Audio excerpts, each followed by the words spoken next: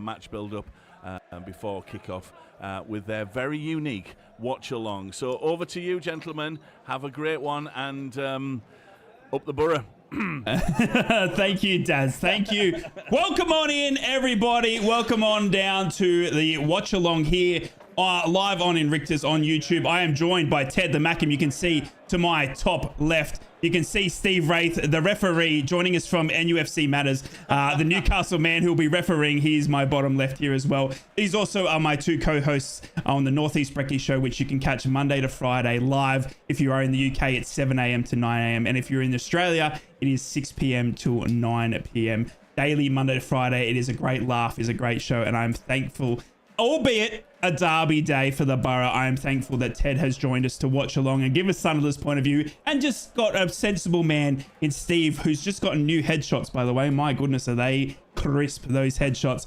So he's looking fine. But welcome on into the watch along. If you're joining us on the cat or the red, you can also find me live. If you want some video footage here on YouTube at forward.com/Inrictus.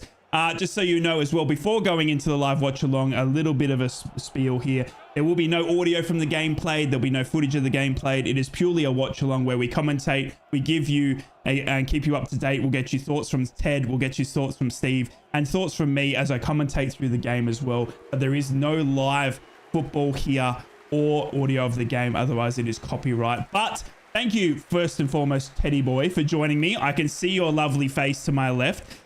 Look, mate, it's exciting. I'm nervous. I am nervous. I'm nervous because I thought Josh Coburn was going to start for us today up front. He's on the bench, so we've got no striker on that pitch, and that's what's turned my nerves a little bit. How are you feeling? I'm strangely optimistic about this one, and I shouldn't be, because our form is absolutely horrendous on Middlesbrough soil. Like I've been saying. 3 wins in the league in 30 years down there is not a good return, really. But I just feel that we're starting to turn the corner that little bit. That Stoke result was a big one. It was a big one for Michael Beale, and it was a big one for the Sunderland fans as well, because we saw something a little bit different from them. We saw some steel. We saw a little bit more fight, a little bit more determination. And different options up front, actually trying to get crosses into the box for strikers. It's a dark art because it's gone out of fashion. But yeah, I'm weirdly optimistic about this one. If we lose, then we lose another game at the Riverside, and that would never be a surprise for Sunderland fans, because we're kind of getting used to that now. You know, like I said, 3 in 30 years is not a good return. So I guess. A win is what we'd all love. We'd probably take a draw if we're being really honest about it, because of that horrendous record. I just think today, looking at that team, looking at the starting 11, there's no surprises there. There's only one difference from the team that started against Stoke. Middlesbrough, they're kind of coming into this. Obviously, it's been a bit of a break since they got absolutely well and truly mullered down at Stamford Bridge, which I think will affect confidence. We can shy away from it all you like. I do think that will affect confidence. I think as well, because you're starting to get players back from injury, or 1 or 2 starting to get back in there, Carrick doesn't know what his best 11 is. And I think that's the problem that Middlesbrough face, is A, who is actually going to be fit to play, and B, are they actually used to playing together? So that's the biggest problem that Boro have right now. Sunderland's pretty standard 11 that we know now. And yeah, I go into this fully expecting a Sunderland win, I think. Well, I don't know about that. Look, I'm excited either way, just to be joined by you. I don't normally do this on the watch along, so it's good to have a partner in crime, because it's normally just me chewing the fat for a good hour and a bit. Look, Steve, over to you. You're coming off an exciting game of football last night. Obviously, that 4-all with Luton, which was a cracking game of football to watch from a mutual, obviously, for me. I guess you're hoping as the referee today for a similar game? Yeah, I mean, yesterday was absolutely... it was a great game of football. And as you say, for the neutral, it was probably even better. For me, I left Newcastle's ground with a huge smile on my face. 4-4. You know, it was just entertaining. You've just got to accept it for what it is. Newcastle aren't going to win the Premier League. Newcastle aren't going to get relegated. they're going to get to Europe potentially, yes. But yeah, I thoroughly enjoyed the game. Today, I hope to see the same. From Middlesbrough and Sunderland's point of view, it's local pride at stake. Ted's finally had to call it a derby this week, which has been interesting on our show. But make no mistake about it, Boro have to win this. Sunderland would probably be happy with a draw, but if Sunderland win this, I don't see Boro getting into the playoffs. I think the gap is big. Between yourselves and sixth place, you're talking 5 points between you and Hull City today. If Sunderland win today, I just think 6 points. Can you pick that up? Well, there's plenty of games, but I just think the gap will start getting bigger. And this is when we'll start to see teams kick on. Welcome on in, everybody. Thanks for joining us here on the live watch along. You're joined here by Ted the Mackham, Steve Wraith, who is our referee as well. I love you, YouTube audience. Thanks for joining. Of keeping on the tails of those in the playoff positions at the minute, but you cannot afford to lose it. But I just think it's going to be a draw today. I've just got a feeling it's going to be a goal-scoring draw.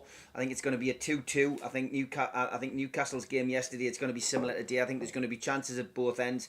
I think if Middlesbrough were full strength today, I think it would be a different story. But you're missing so many players. You've got the same kind of bad luck with us as injuries. And I think that's going to be telling. But I think Sunderland have got some real goal threats as well today. And I think to an extent the pressure's off Sunderland today. I think you know who the danger man is, Clark. If you don't keep him quiet, I think you're going to have problems. Job's played well for Sunderland this season as well. Obviously, I've watched Sunderland a bit more than I would normally do this season. 09 as well. He's the kind of person you want in a derby game. We saw how he played against Newcastle. They got beat against us. Outplayed, but 09 was well up for that game. I think he will be again today. As far as Middlesbrough's concerned, I haven't seen as much of them apart from the Carabao Cup games. However, yeah, you've got some threats there. I'm interested to see how Thomas does when he comes off the bench. I'm a big fan of Luke Ayling. I did like him when he was at Leeds. I don't know how well he's settled in at Middlesbrough, but I think him, he's one to watch for Middlesbrough today. And I think, of course, Hackney is another one who could essentially do something today. Barlasser, former Newcastle player. I did like him when he was at Newcastle. No, he hasn't really hit the ground running. Again, he'll be up for this. But I think this has got a draw written all over it, a score draw written all over it. Threats from the bench today. Silvera, for Boro. I think you've got to keep an eye on him. He could change the course of the game when needed. As I've already mentioned, Thomas. As for Sunderland, I'm not so sure. They've got players on that bench. Roberts, perhaps, who I've seen a few times. Maybe he could be somebody who could change things. But I think this is evenly poised, and I'm not sitting on the fence. People who listen to our North East Footy Brekkie show will know. I will predict wins for teams, but I just think this has got a draw written all over it. I think it'll be entertaining. I think the atmosphere will be great. It already sounds like it's building up down at the Riverside now. But yeah, I'm going to go for a 2-2 today, and I think that'll suit both of you in a lot of ways. Yeah, no, it means we won't be missing anybody for the show tomorrow. It does, yeah. Well, lads, let's get into the team news. Obviously, by the way, I am joined by the lovely Ted the Mackham and Steve Wraith. You can catch us on the Northeast Brekkie Show Monday to Friday on the Cat, the Red and the Toon. All the links to those three stations are down below if you're watching on YouTube, or you can just type into Google the Cat, the Red and Toon. You'll find that local station. Obviously, the Cat is all about Sunderland, the Red all about Middlesbrough, and the Toon all about Newcastle. You can also catch Ted the Mackham on all the socials at Ted the Mackham, and also Steve Wraith, who also hosts a channel called NUFC Matters. You'll see the logo behind him there. Go and make sure you subscribe to their channels and give them a follow. They are two amazing lads who love their football, and I love the banter between us three that we all have.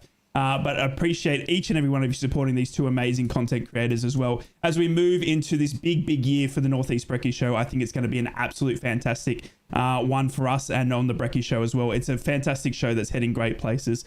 Now, on to the team news, lads. We are going to let you know, if you have just joined us, welcome on in. We've got Middlesbrough versus Sunderland here. Middlesbrough at home to the Mackhams. We have also had amazing charity walk post just before the game there as well, raising much needed funds for Borough fan Chris Woods, who had a brain hemorrhage and is needing lots of physiotherapy. An incredible amount raised there, and I'll get Ted and Steve's thoughts on that very soon. But let's get the team news quickly here for you Boro fans, and then I'll get Ted to read out the Sunderland team news as well.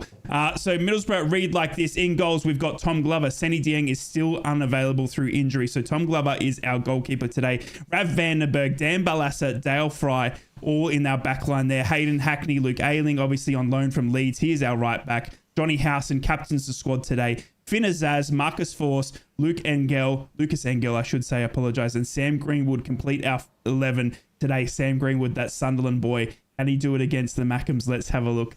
Jones on the bench is our backup goalkeeper. We got Matt Clark, Alex Gilbert, Jake Steele, Paddy McNair, Sammy Silvera, the Aussie who has just returned from the Asian Cup. He flew in on the red eye straight after the South Korean game, and he's there and he's on the bench ready to go. Josh Coburn, our only striker on the field today, on the bench as well. O'Brien and Luke Thomas, that loanee that Steve was just talking about. Luke Thomas, the left back on loan from Leicester City, who was on loan to Sheffield United in the Prem for the half the season until Chris Wilder went and took over there, and we all know how well that's going. On you, Chris, by the way. Thanks for tuning in. Lads, Teddy boy, over to you. Over to you for the Sunderland team. Yeah, no great surprises, to be honest. Ever present in the league this season. Anthony Patterson starts in goal. Right back, Trey Hume will revert back to being in his familiar right back position. That's because Leo Hjelde is making his debut for the club, brought in from Leeds United for a fee just under £2 million. Looking forward to seeing what he can do. Centre-back pairing, it's Luke O'Nien and Dan Ballard. Pretty much a solid and dependable back two there. Got to be careful today, though. Dan Ballard is on 9 yellow cards. Luke O'Nien is on 8 yellow cards, so one more for Ballard that he probably will pick up today in a derby, I would imagine. Then he'll obviously serve a 2-match ban. In midfield, Dan Neil will have the holding role. And centrally, you'll have Joe Bellingham and Pierre Ekwa taking the more advanced positions. Apologies for the noise in the background. That's just my cats being absolute prats. Incredible. It's live. It's live. Jack Clark on the left and Abdullah Barr, actually preferred on the right, and Mason Burstow will take the position up front. On the bench, we've got Timothy Pembele, who's now reached full fitness according to Michael Beale, which is fantastic news. Luis Semedo, so Hamiya takes his position, striker there. Patrick Roberts, back from injury. I think that could be a key sub to bring on. That is absolute quality to bring on.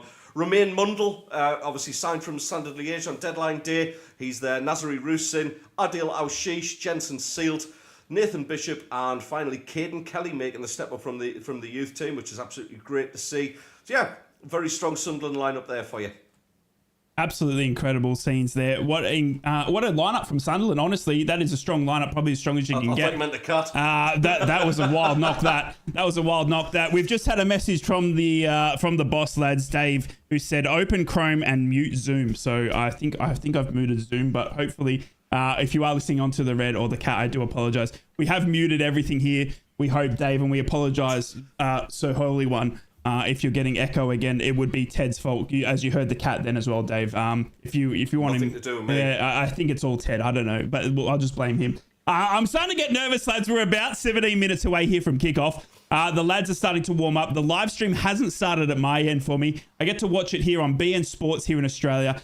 If you are tuning in from Australia, and you're like, why can't I watch the Boro? It's on BN Sports, not Boro Live TV. We have been selected for match coverage TV on the TV, today. So it's incredible to see Middlesbrough on the big screen again after 2 weeks off. Middlesbrough coming off that bad loss to Chelsea 6-1. That was our last game of football for about 2 weeks.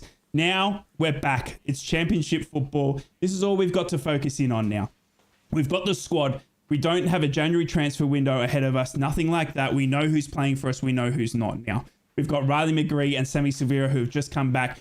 A lot of people asking me, where's Riley McGree? I will let you know. Riley McGree did say and put his hand up for today, but Michael Carrick has gone for the protective route as he's just flown back from the Asian Cup. He did play on Friday against South Korea and he was a bit gassed. So they've gone with the protective route of not selecting him today. But Sammy Silvera, who didn't play and has still travelled from the Asian Cup, is on the bench today. So for those wondering where is Riley McGree, that's your little update as well. We've got the signings in Finn Azaz and Luke Ayling back into the squad today. Sam Greenwood comes as well. They were all cup tied and couldn't feature against Chelsea. So it's a much different looking Boro team The big thing for us Boro fans that we need to talk about is the lack of a striker.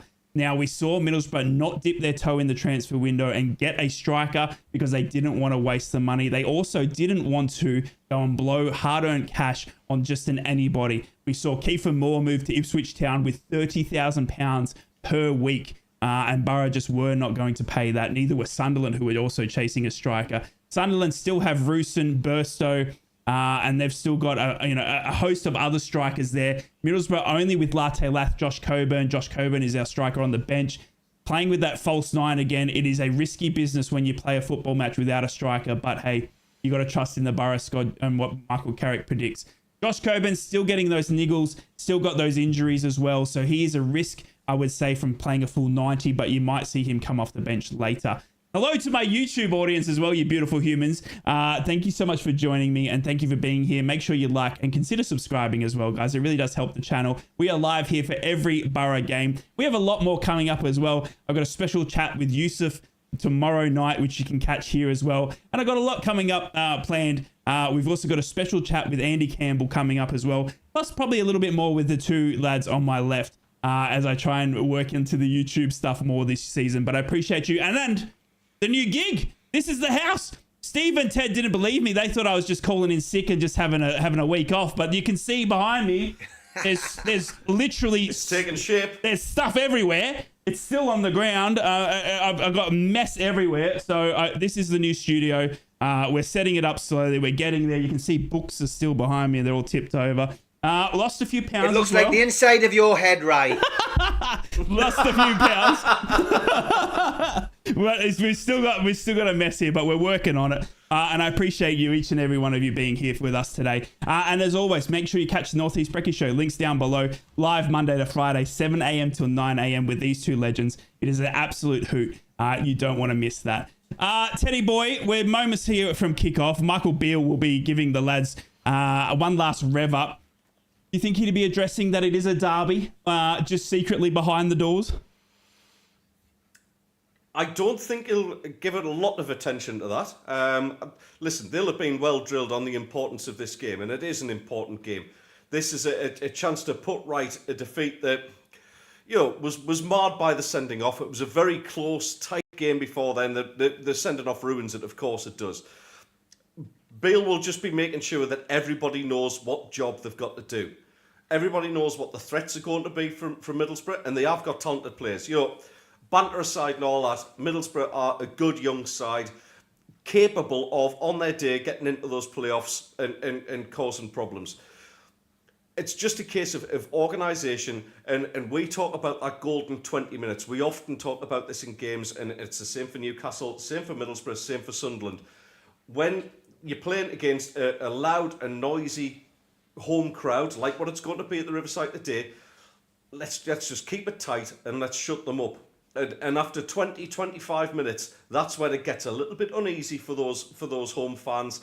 So that's what we've got to do. We've got to frustrate them. We've got to keep things steady. Everyone do their jobs, because we know defensively, I think we've improved an awful lot recently. And dare I say it, under Beale, yeah, I think we have. Yeah. Do your jobs, be organised, don't give anything away, don't give silly fouls away, because that is going to cause issues, and don't give the referee a decision to make, especially in a game which I contractually have to regard as a derby. Yeah, there you go. There you go. My YouTube audience saying, somebody make Ted say it's a derby. There you go. You've had your wishes granted. Yeah, I've said now, it's a derby. For those that are just catching up and maybe wondering why he's calling it a derby, we did have an amazing charity event leading up to this match that was more than football. Sunderland and Middlesbrough fans coming together for Chris Wood. If you don't know who Chris Wood is a Middlesbrough season ticket holder who suffered a brain hemorrhage and he's now needing full physiotherapy to get back on his feet. He is married and he's got a young child at home. And he was struggling. He was struggling big time. And Middlesbrough and Sunderland fans come together and they decided to walk from Sunderland. They set off 7 p.m. last night, local time, and they've just arrived now. Around 10:30 a.m. local time to the Middlesbrough Stadium. A full effort of absolute legends. We heard from them on the build-up on the radio. Lads walking who were saying, I'm overweight. I love a beer and I've got blisters on my feet, but I would do this any day of the week for them.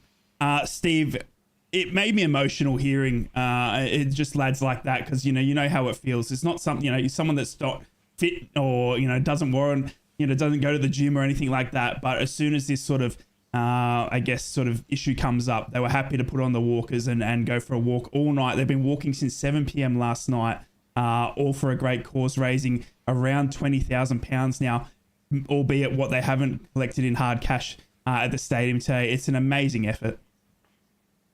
Yeah, and something we've supported on the Northeast Footy Brekkie show. It's been absolutely fantastic to see the guys not only hit that total but surpass that total and then go on to complete what they set out to achieve, and for a good cause. And the live coverage there that we had earlier on the Red with Dave, doing the last part of the walk with them was absolutely fantastic, and just pleased they got so much support. Pleased they got a good day for it today as well.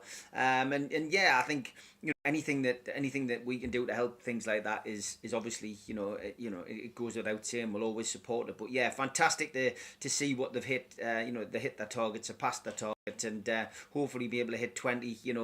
Maybe sometime during the game. But yeah, well done to all involved, and great to hear that they're contemplating doing something again, because you shouldn't just stop when you hit your target and you do something like that. To do something again next year, another challenge. It gives everybody something to look forward to. Ted, an amazing effort, mate. I to see our two clubs together, and obviously Middlesbrough, obviously FC and Sunderland AFC put out tweets. They were full. The clubs were full backing of it as well. I believe there was a Sunderland player that's let them set them off last night, and there was a Middlesbrough player to greet them, and some staff members there today. It was more than football. This walk. 100%. I mean, you could hear the reaction when they were getting closer to the Riverside Stadium. The Sunderland fans coming out of the railway station and singing, cheering, applauding the walkers. That let's not underplay what an achievement that is, because 40 miles for a bunch of lads who don't do this kind of thing. And I know a lot of these lads. I know Chris personally anyway. I played football with him, and I played football with a number of the lads who we spoke to on the walk as well. I know they're not probably in the best shape of their lives. I think that's probably the kindest thing I can say. And they'll probably see this video and I'll be getting angry messages, but there you go. It's the truth. To do 40 miles for your mate is an incredible feat. And I know not everyone's made it. There's been a few people who's had to pull out with injuries and things like that, and I know that'll hurt, but look, they've done their bit. They have more than done their bit. And for a lad like Chrissy Wood as well, Chrissy would never ever ask for anybody's help. He's a very shy, quiet lad. I mean, you heard him speak to Dave as well on the radio, and he's an eloquent lad. He's smart. Like I say, he would never. That's exactly right, Stelios. Yeah. Yeah, I forgot we had a fourth presenter on. Yeah. Look, it's a superhuman achievement, and to see, I'm so proud of the Northeast football fans, and not just my own club's supporters as well, which is undoubted.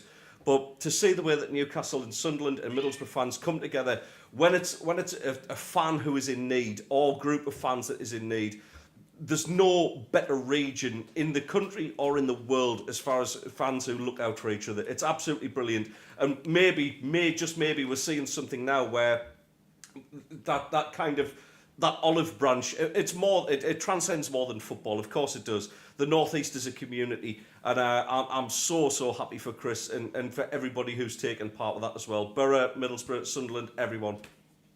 No, it's absolutely fantastic. What an amazing effort. And as I said, just shy of £20,000, but I'm sure they would have got some actual donations on that walk, and you would say it's well over £20,000 now, and it's an incredible effort. And we talked about it all week on the station. We spoke about it a month ago when we heard the first plans of it, and it's incredible to see. And we hope that if there is anything that needs happening, that it becomes more than football. It really does, and it's a fantastic effort.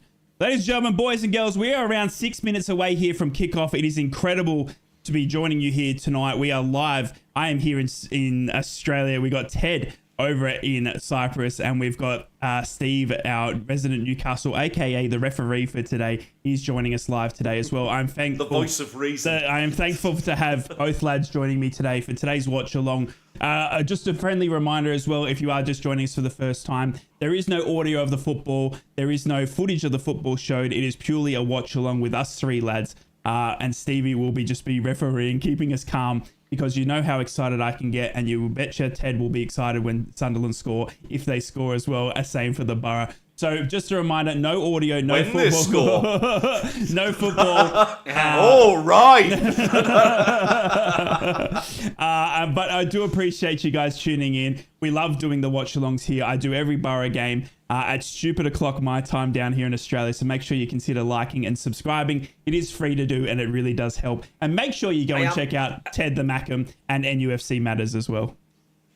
I am laughing at Wooden Spoon Wargaming on your YouTube channel. It says Steve, also known as Trophy Version of the Borough.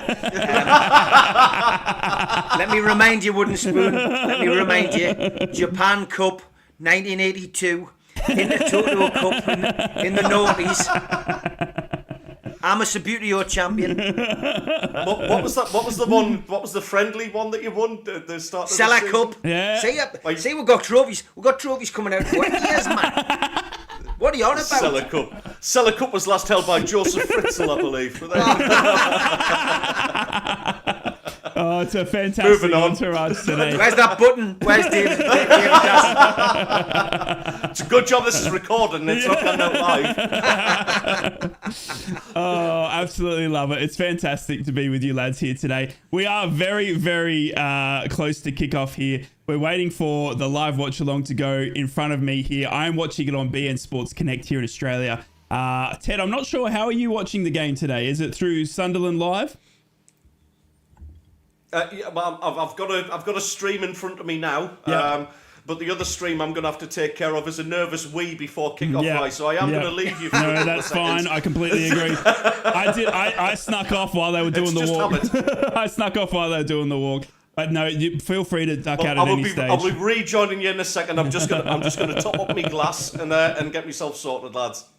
No, absolutely fantastic. But no, guys, we are moments here from kickoff. We are going to get the live stream very, very shortly. Boro fans, how are you feeling? Let me know in the YouTube chat. Are you guys nervous? Teams are in the tunnel, lads. Teams are in the tunnel. I'm watching live on Sky, and they are coming onto the pitch. It's time, ladies and gentlemen. It's time. Can you believe it? It's The Middlesbrough. referee's got the ball in his hand, lads. They really need a pick up in this one if they want to go at least one better than last season's play. Incredible times at the moment. It's time for the Middlesbrough versus Sunderland. We are ready to go here. The teams are walking out. Oh my goodness me, I am getting nervous now. The teams are out. It's a sellout here today at the Riverside Stadium. It is absolutely jam-packed with full of a contingent of Middlesbrough fans, Sunderland away fans as well. Sunderland will be in their away kit, which is a bright green trim. Middlesbrough in their home kit as well, as the players take their positions on the pitch, led by Darren England. Now, obviously, England, the referee, was that man who was caught up in that VAR controversy earlier in the season in the Premier League there, Steve. He's obviously got no VAR here today in the Championship, so it's all on him. Hopefully he makes no mistakes. Yeah, I mean, you know, that's it. I mean, the referee plays a big part in these games, doesn't he? And ultimately, there's nothing you can do about it. I mean, Ted wasn't happy about the refereeing decisions last time, which he felt affected his chances of getting anything out of that game. The sending off, he felt, changed the game. But yeah, referees have got to be strong in a derby. We were lucky when we went to the Stadium of Light. We had a strong referee. Didn't play the atmosphere, played the game. But yeah, it's...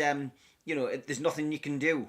We have the added issue in the Premier League, of course, of VAR. Another long VAR decision yesterday, which I would say they got wrong. I still don't think the foul by Dan Burn yesterday was inside the box. Yet it was given as a penalty, and you've just got to put up with it. And if one of you come up in the Premier League next season, you're gonna have to get used to that. But yeah, referee plays a big part today, mate. But you just got to get off to a good start. Boro need a goal in the first 10 minutes to really set their stall out. If they can score early, Boro, and the focus, the cameras are focusing on Hayden Hackney. Yes. They expect him to be the man. Diamond in the rough. Expect him to be the man who gets the gets the Boro up and running. But yeah, this is a big game. It is a really, really big game. This, and I would say it's almost like winner takes all. I think if Sunderland win this, they really do. They go 6 points clear of you, mind the gap and all that. But they've got an opportunity really to push on for the playoffs. They'll be in and around it.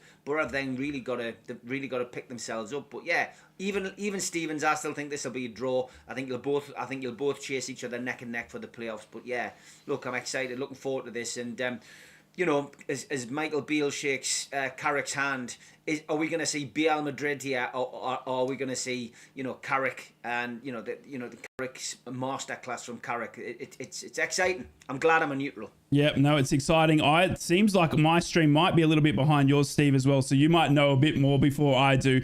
But feel free. Do you want me to keep quiet? Yeah, right? Do you want me to keep quiet? Yeah, it's up to you, mate. I'll commentate, and you'll probably realize you'll probably realize I'm a little bit behind. I'm about 6 or 7 seconds behind Steve. Okay, yeah, same. So as I. I'm just seeing them. I'm seeing them in the centre circle. Right, I'm going to commentate as I do. Feel free to jump in at any stage, lads, for your expert opinions. If it gets a bit heated, Steve, feel free to jump in and referee. Give us your expert thoughts as well. We will go through till halftime, and then Stevie will go off for his tea, and then we'll have second half thoughts. Boro away here, ladies and gentlemen, boys and girls. Kickoff has been made. Middlesbrough gets us underway here, and Johnny Howson passes it off. Middlesbrough will be kicking to the left of my screen as I see it, and they are in their red home kit, red shirts, red shorts, red socks, and it's a bad pass already by Middlesbrough. And here comes Sunderland down the right with Ubar, but Vandenberg gets back. Does very well, Vandenberg, to force it out just for a throw in near the corner flag. Nervy start here from Boro. That's not what you wanted to see. Middlesbrough may be caught sleeping already. This is not what you wanted to see. Vandenberg puts the ball out. It'll be a Sunderland throw in here just near the corner flag. 30 seconds gone.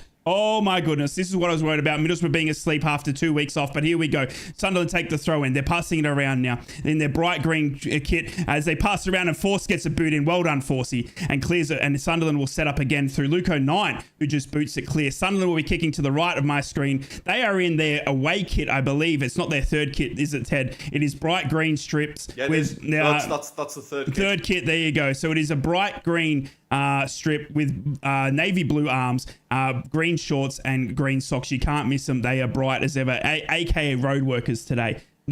He's a clock now. My bad. Yeah, it's a bright kit. It's a bright kit. It is a bright kit. You need sunglasses for that. And why Ted was looking like Metal Mickey there for a second. Did you notice he had like a robot's head? I did. I had to fix it. That was my scoreboard that I forgot to put off that screen. Here comes Sunderland again now as Middlesbrough's passing, letting them down again. This is where Middlesbrough got caught out against Chelsea, playing it out from the back and playing it sloppily. This is going to get me angry really early on, Middlesbrough, if you do this stuff again. Middlesbrough playing it out sloppily from the back, the way Michael wants to play, but my goodness me, we've given away a free kick here in a dangerous position, about 10 yards out from the box here. Sunderland will now have a free kick, about 2 minutes gone here, and Pierre Ekwet and Jack Clark standing over it. Sloppy stuff from the Middlesbrough Football Club early in this derby. Oh my goodness me. Silly fouls. That's what I was on about, and that's what I'm worried about with Sunderland as well, is giving away sloppy fouls like that. And it looks like the referee's not going to take any nonsense. He's straight onto it. And yeah, let's see where we get from here. I am about 7 seconds behind you, Rye, so you'll see before me. No worries. Well, it's nervousy here as Jack Clark stands over the ball here. Now, it looks like he's going to hit it. Pierre Ekwet also standing there, but it does look like it's going to be Jack Clark's hit here. Dangerous position. There's a 5-man wall, and it's Pierre Ekwet who takes a shot, and it goes over the bar. Oh, thank you, Lordy. Pierre Ekwet has put that in row Z with too much Vegemite on it, and you know what happens when there's too much Vegemite on something? It's a disgusting effort, and that is Pierre Ekwet over the bar. Tom Glover, goal kick out to Dale Fry. Wasn't too far away, that mind. It dipped. It did dip. It didn't look. It looked worse than it was from my angle. I think row Z's a bit of an exaggeration there. Like row Z's at the front. I'd say row C. Row C. Yeah, maybe row C. Row C, seat 27, you're the winner. As Middlesbrough again play it out from the back line to Dale Fry, and they'll go back to Tom Glover. Tom Glover now goes out wide to Engel. Engel across to Vandenberg. Middlesbrough loving this centre back, playing out from the back. It's the way Michael Carrick plays his football. He wants possession out the back, but Sunderland now pushing up high on the lines, wanting to catch out Middlesbrough as we play a long ball through to Sam Greenwood, but that'll go absolutely nowhere near Sam Greenwood, and a roll into Patterson's arms safely, who is in a light baby blue outfit today. I want to call it a baby blue. That you would signify with the announcement of a baby boy, I would argue. And why I say that is because I just had a baby and I'm a little bit nervous. But anyway, back to Tom Glover as he rolls it out now to Vandenberg. Vandenberg up to Barlassa. Barlassa back to Dale Fry, the lighthouse. Here comes Middlesbrough now through Luke Ayling, who is on loan from Leeds. Dale Fry now with the ball. Middlesbrough playing this ball out from the back. And this is what caught us out against Chelsea. If Sunderland can make sure they capitalise on some mistakes, because you know they're going to happen as Middlesbrough play it out from the back, then they can capitalise here. But here comes Hayden Hackney, the diamond in the rough. He plays it up to Finnazaz. Finnazaz has got Sam Greenwood. Sam Greenwood's in the box. He shoots. It's blocked! It's blocked! It's blocked by, I'm not sure. It was a lime green player. It's blocked and it rolls into Patterson's hands safely. It was a great little build up there. Finnazaz feeding in the ball to Sam Greenwood, who was onside by replay shot. Sam Greenwood has had a shot. It was blocked by number 32, Ted. Not sure who that is, but a little bit of breakdown. Yeah, Trey Hume with a great block there. That's what he does. Covering across. I mean, he's scarping a crossover from the right back position to get to that, and it's an excellent block, and yeah, sniffed out the danger, no problem. Sam Greenwood's given away a free kick. This is one of the games, the things I do not like about Sam Greenwood is he does like a bit of edgy side to his game. He's someone that kicks out. He gives away free kicks a little bit too silly. He is also on a severe amount of yellow cards, is Sam Greenwood, as is Dan Ballard, the man who I believe is one yellow card away, Ted Boy, from a suspension. He is, yeah. He's on 9 yellow cards. So obviously, the next one is a 2-game ban. There you go. Dale Fry comes in. Without. Yeah, not wrong. Dale Fry comes in and slides tackles very, very well. Does Dale Fry? Dale Fry puts the ball out. Sunderland throw in 5 minutes gone here, and Sunderland will load up again. Can Middlesbrough capitalise on this centre backing? The way they're playing out from the back is also nervous.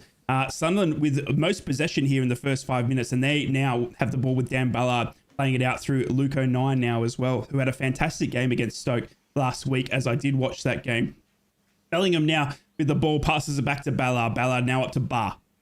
Barr with his trickery, filling in for Patrick Roberts, who is on the bench. He goes further out now. Here comes the ball in from Sunderland. Is he going to find anyone? It doesn't. It goes across the face. Not dealt with by Tom Glover, and Luke Ayling comes in nervously and puts it out for a Sunderland corner. Middlesbrough looking a bit nervous in these early moments. Lucas Engel getting caught out there down the right, flicked in for Sunderland. Jack Clark was going to be on that if Luke Ayling had left it, and he didn't. Sunderland play the short corner now.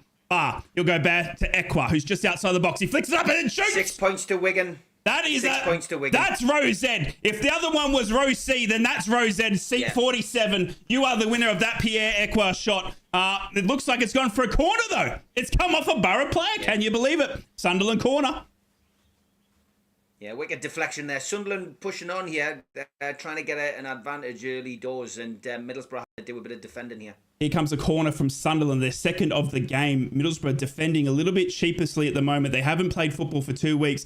Maybe it's starting to show with a little bit of a slow start here. Jack Clark standing over the Sunderland corner kick. He is their top scorer, by the way, and will be off to a bigger club, you would think. And no disrespect to you Sunderland fans, but I'm talking a top Premier League club. 30 million. All right, is what they've put on the price tag on Jack Clark. That's the type of player that we're versing today. Is around a $30 million midfielder in Jack Clark. Turned down offers from Lazio as well. Right, here comes Middlesbrough, who take a free kick now through Dale Fry. Dale Fry now up to Hayden Hackney, goes wide to Luke Ayling. Luke Ayling being a fantastic loan signing. He plays the ball up looking for Sam Greenwood. Sam Greenwood can't control it, though. He is the lone man up there today, and that's what's going to scare us Boro fans. We haven't got a striker, and he gives away sheepishly, and here comes Trey Hume now down the right. He plays it in, but he plays it in sloppily, and Middlesbrough capitalise on that. Sam Greenwood now with the ball.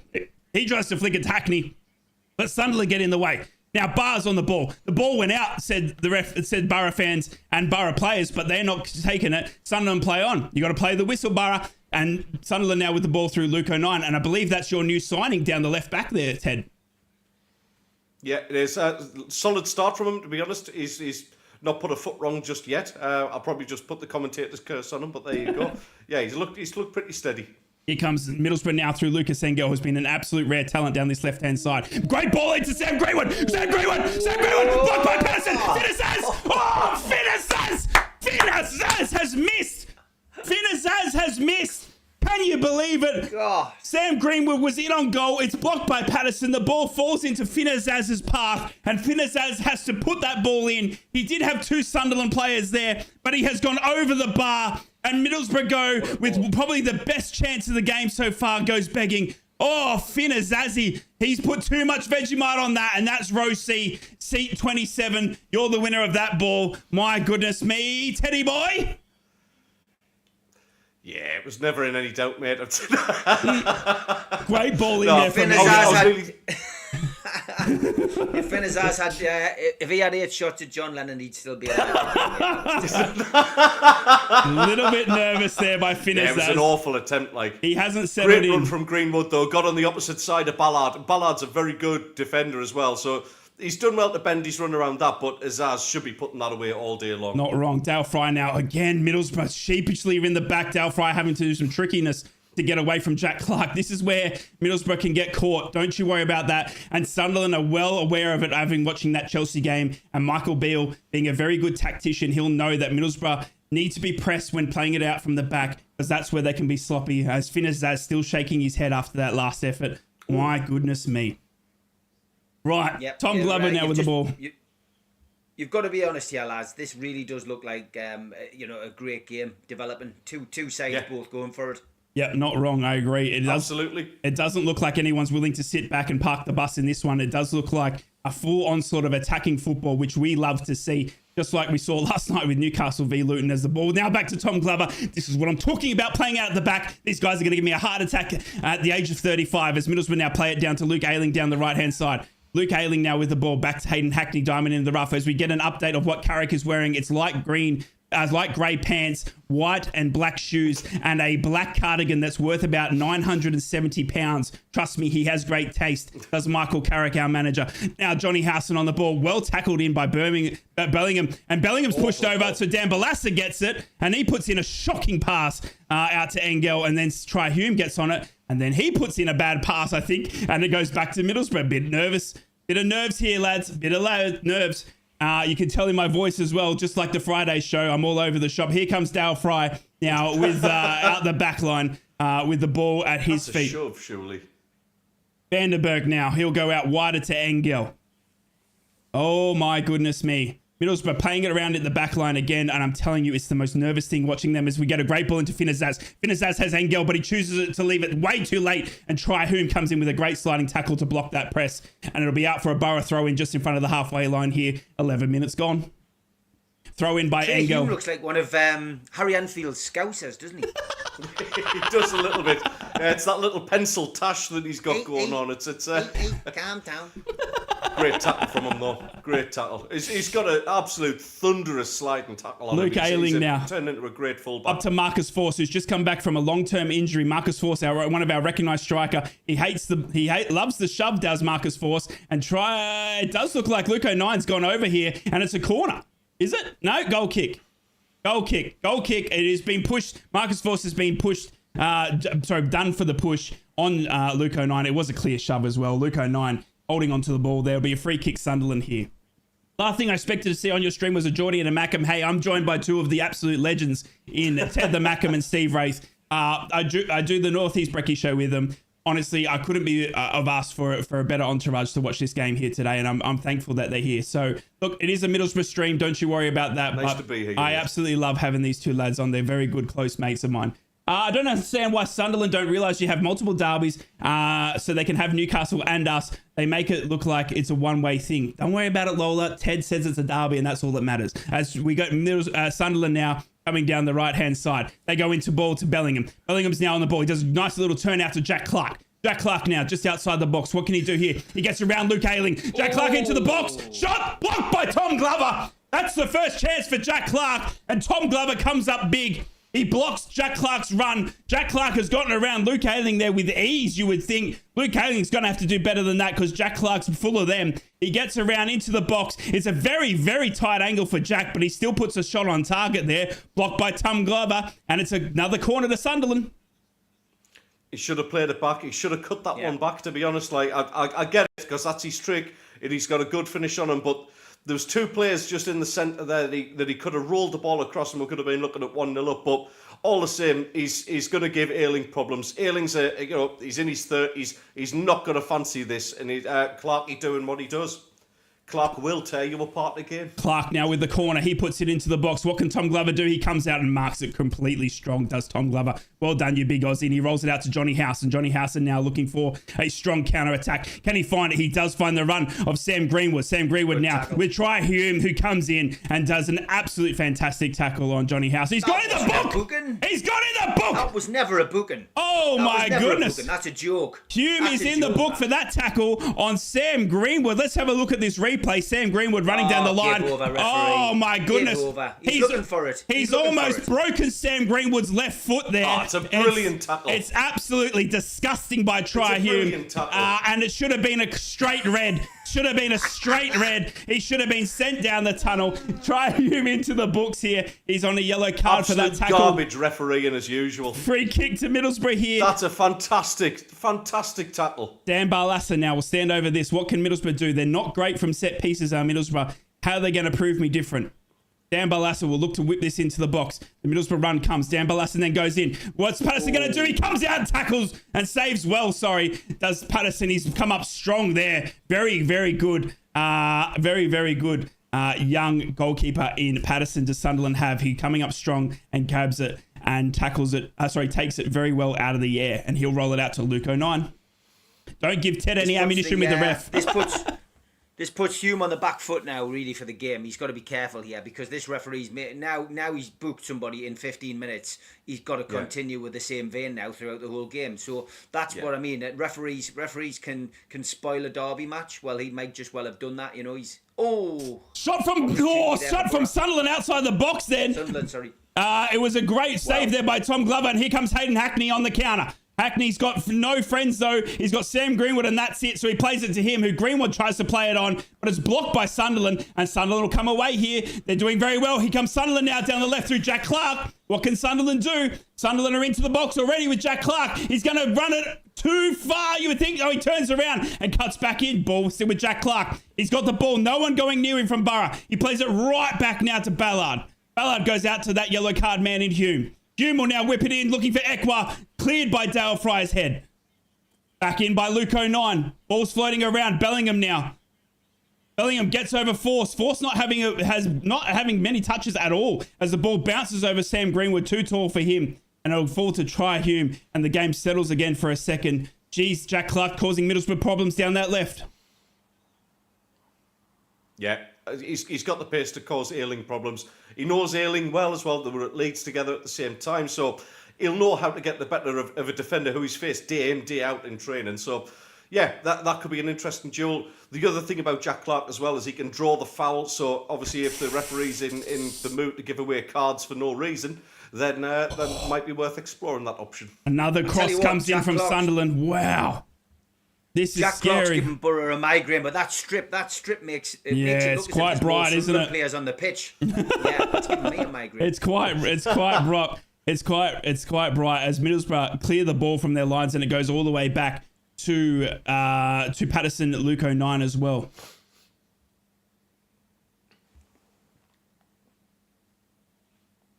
Just seeing that again now. Like I say, I'm about 7 seconds behind you, so I'm just seeing the Sunderland coming more into this, Ted. 45% possession. The deliveries are good as well, Steve, and I'm happy to be seeing that. Crosses actually going into the box. I do prefer. I would think Hemier, who's actually sat on the bench at the minute, would benefit greatly from this. But here comes Hume. We'll see what changes they make maybe in the second half. Hume over to Ekwa just outside the box here for Sunderland. Now.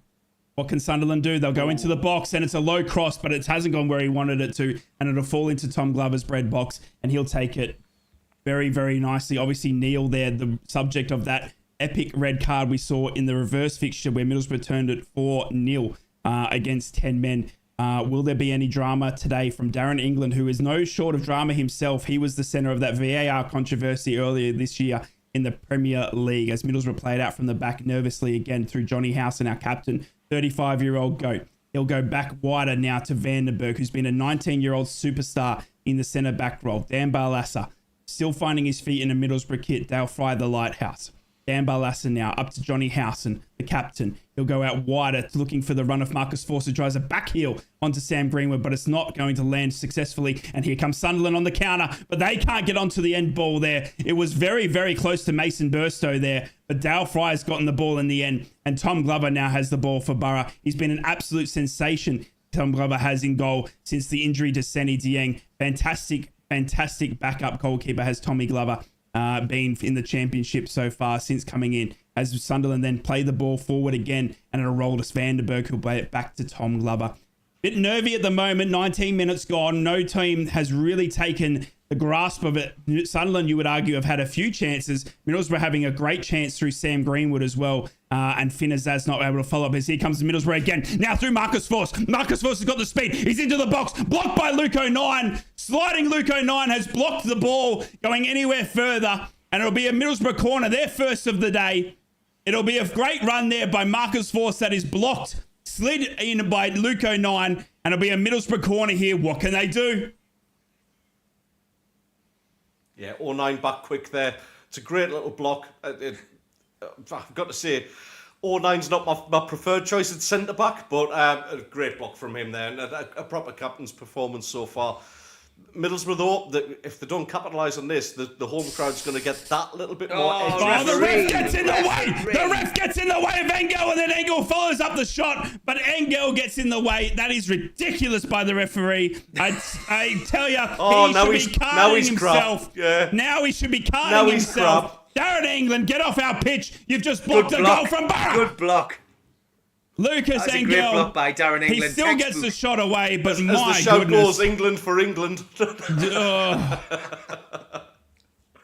Oh my goodness. Anyway, the actual nerve on that referee as Sunderland now get us back underway. Dan Ballard now will have the ball for Sunderland. Sunderland now getting away from that corner quite easily thanks to Darren England, who's kindly enough helped out Sunderland there. None more of that. Thank you, Darren. As we see Sunderland now coming down. Great tackle. In the first game, great tackle by Marcus Force. He's Finn Azaz now. He's great ball for Hackney. Hackney goes. Oh, it's coming on the Hume. And the ball's gone somewhere. I'm standing up. Cleared finally by Sunderland. My goodness me, that's a tackle and a half there by Hayden Hackney. Causes Sunderland all types of drama. But I tell you, Middlesbrough missing that striker again. It was fumbling around in the box.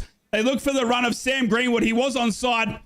Hayden Hackney was well onside, but Sunderland come back in defence well. Here comes Sunderland again. So Middlesbrough now with Finn Azaz, but he can't turn around Sunderland. He's got no one helping him there, does Finn Azaz, and he gets blocked by Sunderland. And here they come now through Barr down the right-hand side. Barr versus Engel. It'll be a great battle this watching down the right-hand side. They have got Patrick Roberts on the bench, but he is coming back from injury. Maybe a game too soon from him. Michael Beale did say a couple of weeks ago that Patrick Roberts wouldn't feature today, but he is on the bench today. So maybe he'll come on, maybe he won't. Well, time will tell. Right, let's see as Dan Ballard now with Sunderland. Sunderland now passing it around at the back line here. What can they do with the ball? Middlesbrough have had some good chances, but they have sat back. Sunderland have had most possession today. They've been willing to pass it around and work it well out from the back and capitalise on Boro's mistakes, which will be there. As Middlesbrough pass it now to Johnny House, and he's pushed over, and England says, get off him. Burstow, you can't do that, or it's next is a red. And Johnny Howson takes a quick free kick, goes out to Barlaser. Barlaser then tricks Barr and goes around him to Engel. Engel now down the left-hand side here. What can he do? He'll turn around and go backwards because he doesn't like what he sees forward because he's just realised there's no striker there. We all know that, don't you worry. Howson now goes back to Dale Fry. Dale Fry with the ball. Middlesbrough happy at the back here to pass it around and keep some possession. What can we do? Can Middlesbrough break down Sunderland now, who are all in defence here? They've got what looks like almost a four-man defence. There's a great long ball comes up, but Luke O'Nien heads it down, and Dan Ballard slides to clear it for Sunderland, and here comes Barr now with the ball. Oh, he can't get around Rav Vandenberg, but the ref says, Rav, what are you doing, son? You can't attack the ball like that. And it's a free kick to Sunderland, and Barr has gone down, but Sunderland will take it quickly, going back to Luke O'Nien. And he goes out to that new signing from Leeds United, who I'm not even going to try and butcher his name, but he's the blonde wizard. Helder. He's the blonde wizard in Helder, and he'll go back to Patterson. Patterson now with the ball. He'll go out to Luke O'Nien, who had a great sliding tackle. Steve, card the Mackham for abusing the officials. Luke O'Nien with a great run. This chat, mate. Luke O'Nien going for a great run here. Can he be stopped? My goodness, somebody tackle Luke O'Nien. Jack Clark now into the box. He's going for a shot. Oh, it's gone wide. It's gone wide. Is it a touch from Boro, though? Is it a touch from Boro? It's a great run from Luke O'Nien. He's gone the full length of the pitch here. Somebody tackle him. Great Nobody goes nowhere Strong near him. run. Great ball out to Jack Clark, who then finishes the product into the box, goes for that bottom right-hand goal, and it has come off of Boro as adjudged by the ref, and it's a corner. Whew. Right, have you ever put your CV in to be a commentator? Did Clark have better options there, maybe? Yep. Middlesbrough now have to defend another corner. It goes across now to Jack Clark, who's going to chip the ball up into the box. It's gone over everyone and it's kept in by Sunderland, who go across goal, but it's offside, says the finely manicured side referee there. He's got hair for days, that guy, and it's an offside Sunderland free kick here to Middlesbrough. My goodness, I was stumped there by that well-gelled haired man as Middlesbrough take that free kick very, very quickly through Rav Vandenberg. Rav Vandenberg now to Johnny Howson. Back to Dale Fry. Dale Fry now with the ball across to Vandenberg. Oh my goodness me. That would take a strong gust to blow any inch of hair off that man's head. It would not move an actual inch. As Johnny Howson now runs it out. He goes out to Engel, but it's a poor ball. It's a poor ball from Middlesbrough. Trying to find Lucas Engel, but it doesn't go anywhere. Middlesbrough will be forced backwards here as they go across to Hayden Hackney, who then plays out Luke Ayling. Middlesbrough needs some time on the ball here. Missing Izzy Jones 50-50 still. game, lads. 50-50 game, this. Possession just about even in the game. It's end-to-end. Everything's happening in this game. And Toon Army, big shout-out to you watching today. Says, Rye, have you ever put your CV in to become a Sky commentator or even on Gladiators? I haven't, mate. I haven't. And I don't think anyone wants me, trust me. As Jack Clark gets on the ball, a long ball from Sunderland there, but Rav Vandenberg gets in the way of that and blocks Jack Clark, and here comes Middlesbrough again through Luke Ayling. It's a great ball through Sam Greenwood. Sam Greenwood into the box, but he can't get around anyone. Dan Ballard has slid in, and it's offside as boy Steve Wraith called it, and Shelder has said, no, that was offside. Oh, it's handball. Was that a handball? It's handball. Where's VAR when you need it? Helder Hands, as we're calling him now, gets away with a cheeky one. Shelder Hands. He's like one of the Harlem Globetrotters. Shelder Hands, as we're calling him, gets away with a handball there. And it's a free kick to Sunderland for offside, but the refs miss one there. Sunderland. His arm's by the side. He was like Michael Jordan. He's pulling his arm away. It's at the top of his shoulder. Everyone just calm down. Shelder Hands now plays the free kick back out to Try Hume here, I believe. And he'll walk it out. Here's Shelder Hands now. He's got the ball. He'll go backwards to Luke O'Nien. He'll go across to Dan Ballard. Dan Ballard now with the ball. They should be playing in the Six Nations, right? Hume now on the ball. You're supposed to be impartial, you. As he passes it across, the refs are Mackham, says Buy your Stephen own Horn. woman pizza on your birthday. Long ball comes in from Sunderland. Whoa, cleared by Lucas Engel, but he can't get it anywhere. And here comes Sunderland now through Bar v Engel. Good battle this, Bar, with all the tricks in his book as he tries to get around Lucas Engel. Finazaz now stepping back in defence. What can Bar do? He's passing it around. Back to Try Hume. Hume now up to Ekwa. Ekwa, a very big presence in that bright green kit. You can't miss him. It'd be like stopping at the roadworks and not having to pass go, that one. As he gets a wicked cross in. Oh my goodness me. That is crazy close for Sunderland. That Pierre Ekwa has put a wicked cross in that has been fizzed in, landing almost on the toe of Jack Clark, and he tries to snap it in, does Jack Clark with his head, and he looks like he's hit Luke Ayling, and it might be another Sunderland corner here. It is. My goodness, Middlesbrough living dangerously here. Great cross from Ekwa. Lovely deep cross from Ekwa. He's got a sweet left foot on him. Middlesbrough. O'Nien and Ayling giving a bit to each other in the box here. Having to defend another corner. Yeah. There's 6 of the game. Here comes Jack Clark's corner. He's going wide. Very, very long. Back into the box, though. Not cleared by Middlesbrough. Falls to Pierre Ekwa, who taps it back in as Middlesbrough player goes down to the box, and it's offside. Not only was it was either a free kick to Marcus Force or offside, but it's offside that'll be the overruling as Marcus Force picks himself up. It was offside. It was never a foul. Marcus Force feeling the thoughts of that one. And he's obviously just come back from injury as Marcus Force as well. We have to be very careful with him as we see our first time Michael Beale and Michael Carrick both steely-eyed. Michael Beale full of voice while Michael Carrick very quiet. He's got to be tougher than that in the Championship.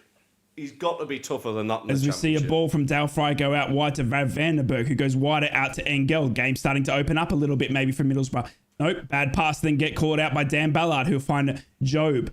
And he's on the ball now. Tackle well by Hayden Hackney. He's failing number 7. What can Hackney do? He'll shoot! It's wide! It's wide! Hayden Hackney, the diamond in the rough, has stolen the ball from Job. Job looking lazy on the ball there. Hayden Hackney then has a shot, and it goes wide of Patterson's goal. Jeez, Middlesbrough. Obviously, great chances there, but you can tell, lads, there are some mistakes from both teams in this game. Yeah, it's a little bit sloppy from Joe, but I've been saying for a couple of weeks now he looks tired. It looks like he needs a break.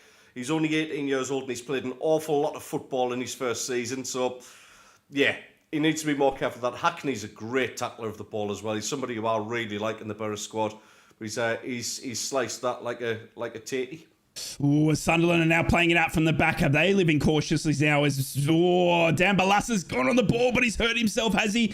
Looks like he has. He's got a bit of a limp, but he gets back up and says, the ball's there. I'll take it again. So Dan Balassa's on the ball for the Borough. Johnny Howson now. He'll play it up to Sam Greenwood. Sam Greenwood to Hayden Hackney, who's trying to pass it around, but their passing is so sloppy. And Held will be on the ball now for Sunderland as they come down this left-hand side. Middlesbrough need to calm down in their passes and start hitting their man if they're trying to find a way through Sunderland, because counter-attacking is not going to be the way to break this Sunderland defence down. Sunderland now with the ball through Luke O'Nien. They'll go all the way back to Patterson, their goalkeeper, who'll boot it out, looking for Try Hume here, and he finds him. But can he control it? He can't. Oh, he can! He's kept it in! Wowee! Hume now out to Barr. Barr now down the right-hand side. What can he do here? He's got Engel for comfort, but he's already in the box. He's going to shoot! Straight at Tom Glover. Well saved, Tommy Glover. Tom Glover will eat them up all day like a meat pie with tomato sauce, I tell you, is the Aussie goalkeeper. Well saved there, Tommy Glover. Big hands, but Demba Ba causing Engel some problems here down this right-hand side. He's full of flair. He's very, very, very flary is that player there. Abdullah Ba, as Marcus Force now has the ball through Hayden Hackney. What can Hackney do? Great ball to save Greenwood! Greenwood! Oh, Patterson comes out and boots it, but it's offside again. It's offside again. This referee on the linesman, he's got no hair compared to his opposite number. Jeez, that's a bad pull. Not I'm that sorry. There's anything wrong with that. No, there's not. No, there's not. But when your opposite number in the linesman has that perfect hair and you're rocking up with that, it's hard to come by. But well done, linesman. It's offside. Sunderland free kick. Dan Ballard now with the ball. Left something on Patterson there on that offside, mind. Pierre Ekwa now with the ball, but he passes it straight to Hackney. The ball falls to Hume. Up to Barr. Pierre Ekwa. Oh, he gets in the way. And then him and Barr have some words to exchange. Oh, Beely, boys. Pierre Ekwa and Barr not happy with each other. Middlesbrough throw in here. Whoa. Wow. Pierre Ekwa getting in. Pierre Ekwa getting in the way there of a pass back there. And here we go. Middlesbrough now have the ball through Dan Balassa. Balassa out to Vandenberg. Vandenberg goes wider now to Engel. Engel to Howson. Come on, Borough. What can they do here? Can they make a good build-up? Right, here we go. Dale Fry, who goes backwards now to Tom Glover. Middlesbrough wanting to play possession here, not really wanting to pass through anyone at the moment. Middlesbrough without a recognised striker on the pitch as well, after not making a striker signing during transfer window, by the way. And possession now, lads, 50-50, exactly 50-50. Tells you what kind of game this is. Jeez, Shelder now. Just see the stat up there about Mason Burstow, though. Mason Burstow's only got 6 touches. Wowee. That's a quiet afternoon. So, yeah, it is. I think we maybe need to look at that in the second half. Or just, he needs to judge his runs better and get into the centre and get on the end, because there's some great deliveries going in from Sunderland players at the minute. Burstow obviously scored in that Stoke game last week as well, so Sunderland now working the ball across here to Luke O'Nien. Wonder why McGree hasn't made the team. He flew back and put his hand up, but Carrick went for the words of caution instead, as Shelder now has the ball for Sunderland. He goes backwards now to Luke O'Nien. Luke O'Nien goes across to Dan Ballard. Ballard now out to... Beautifully pronounced that one, mate. Well done. Thank you. as we see Engel step in the ball here and gets up to Hackney, and then Hackney wastes it shockingly as well. And Hengel gets in, and he's furious with the linesman. He says, "Get that gel out of your hair. You are a disgrace," says Engel to that linesman as he's gone right over, and Engel's been told, "Oi, don't you go yelling at the ref like that," and gets a yellow card for it. Oh, and Bar goes into the book as well. Abdullah Bar has been yellow carded for asking for a yellow card as well. So it's 2 yellow cards in the matter of a second. Engel gets yellow carded for going off at the well-gelled linesman, and Abdullah Bar goes in the book for asking for a card. There it is on the vision as he goes, "That's a card." How disgusting is that? 2 players in the book, 3 in total, 2 for Sunderland, 1 for Middlesbrough. Well deserved for Bar. He shouldn't be doing that. That's ridiculous. It's petty. Yes, it's a yellow card. Engel's a dirty player anyway. We all know that. Tough talking words. Tough talking words. But Bar was silly for that. That's a petty yellow card. It's totally avoidable as well. I just think it was the He needs a linesman. kicking for that in the dressing room. The linesman couldn't take the comments about his hair. So 5th Ballard. yellow card as well. He misses the next game. Oh no. There we go. So a ball up to Burstow. That man who hasn't had the ball puts a great ball into Bar. Here comes Sunderland now. What can Bar do? He'll step back in. He's got a chance. Oh, and he side nets it. He side nets it. What a chance goes begging there from Sunderland. Wowee. They've caught Middlesbrough sleeping. That pass there from Burstow has left Middlesbrough all at sea. Bar then gets round Engel, who's sliding in, and he's just got to get it past Tom Glover or pass it back in, and he doesn't do either. Put it through the legs. And he could have put it through his legs. It was a massive target there. What is Engel doing there? Sliding in? Yeah. What is he doing? Shocking. Sliding in? I mean, if you're going to... Just crazy. Great ball in there looking for the run of Marcus Force, but it is cleared there by Dan Neal, who then gets a ball back to Hayden Hackney. Oh, here comes Luke Ayling now. Luke Ayling down the right-hand side. What can he do? He plays in Marcus Force. Marcus Force now. Middlesbrough have a chance here. Into the box. Hayden Hackney taps it on. It looks like it's come off the chest of Dan Ballard. And Sunderland clear. Good chance there. Goes begging. Johnny Howson now on the ball. He goes wider to Finazaz. Finazaz, the new signing from Aston Villa. What can he create here? He puts it into the box. It's no one home, though. No one home. Oh, then Sunderland don't get it clear enough. And Dan Balassa steps in. It's a crazy game, end-to-end stuff here, and here comes Sunderland again now. They'll go backwards now through Hume. Patterson asking everyone to calm the heck down as he passes it now wide to Bar, who is on a yellow card. They have to be careful, those two right-sided mid players there for Sunderland, both on yellow cards. As Finn as Zaz, I apologize, Sam Greenwood slides in. As I'm losing my voice, I've got to calm it down here, lads. 35 minutes gone. Sam Greenwood has slid in on Dan Ballard. But it looks like it's going to be a goal kick. It's starting to get a bit testy here, boys. Some great challenges, as you would expect in a local derby, lads. And it's feisty. It's getting feisty. But it's still even Stevens, all to play for both teams. Some basic errors being made by people, but none of that costly. And there's another one of those meaty challenges from Hackney. Hackney has dove in there. Is he going to go into the book for that? No, it's just a talking to, it looks like, by the referee. It's just a talking to, but geez. Sweet is talk Hackney the next? Is Hackney the next one that's going to be sold to one of the bigger clubs? Do you think? Right? Because I honestly really do rate this lad. Yeah, I think he's a fantastic midfielder. Yeah, I would be interested to see if we can sell Morgan Rogers for 8 mil with 16 million add-ons. I'd wonder what we can get for Hayden Hackney. Much like Jack Clark, I would argue, because he is the diamond in the rough, as I said. Hayden Hackney is a great tackler of the ball. And he's also playing a little bit up forward today as well. Obviously, Middlesbrough lacking that striker, Josh Coburn, on the bench, though. Sam Greenwood with a lazy tackle there. That's a late hit there, Sam Greenwood. You've got to take that out of your game, mate. That is disgusting. Sam Greenwood giving away a cheap free kick there. Once again, yes, Sam Greenwood, it was you, mate. It doesn't have to be made. The challenge doesn't have to be made. The ball was me with football. The ball was gone. Look, ball's gone, and then comes Sam Greenwood and just pushes Luke O'Nien over. That's a free kick any day of the week, and it's one thing that lets me down with Sam Greenwood, as Luke O'Nien has a chat to the ref there as well. Probably asking for a card, you would think, or something of the likes, as Luke O'Nien will now get us back underway for Sunderland. 37 minutes gone, both at deadlock here, but both teams with good chances. Long ball in. Goes over the head, though, of Sunderland, but Bar, with the speed, gets on the ball, right tuck in the corner, as Rav Vandenberg falls over, and Bar, ooh, careful, Bar, you're on a yellow card. He questions the referee, but Engel gets the ball up. And it'll be a throw in here for Middlesbrough right near the corner flag as Michael Beale in the big puffer jacket is just stoic in his look here. What can Middlesbrough do now? Can they get a bit of possession? We'd love a bit of football here. Come on, Boro. 37 minutes gone. Throw in, though. Goes straight to Pierre Ekwa. Come on, Middlesbrough. This is terrible. As we win another throw in. And Pierre Ekwa not happy with the well-gelled linesman. A throw in here. What can Middlesbrough do? Get it out of our defensive lines. Engel with the throw in here. Goes straight to Pierre Ekwa. That's a great throw in, Engel. He's not on our team. And here comes Sunderland now into the box. It's Sunderland now onto the box. What can they do? Cleared to Engel. Engel gets us out of strife again. Finazaz now on the ball. Please don't panic with it. Oh my God, just boot it. Thank you, Engel, who does that. And he boots it as far as he can. And Luke O'Nien gets on the ball. A ball falls steadily with Dan Ballard, who'll go across now to Job. Job now.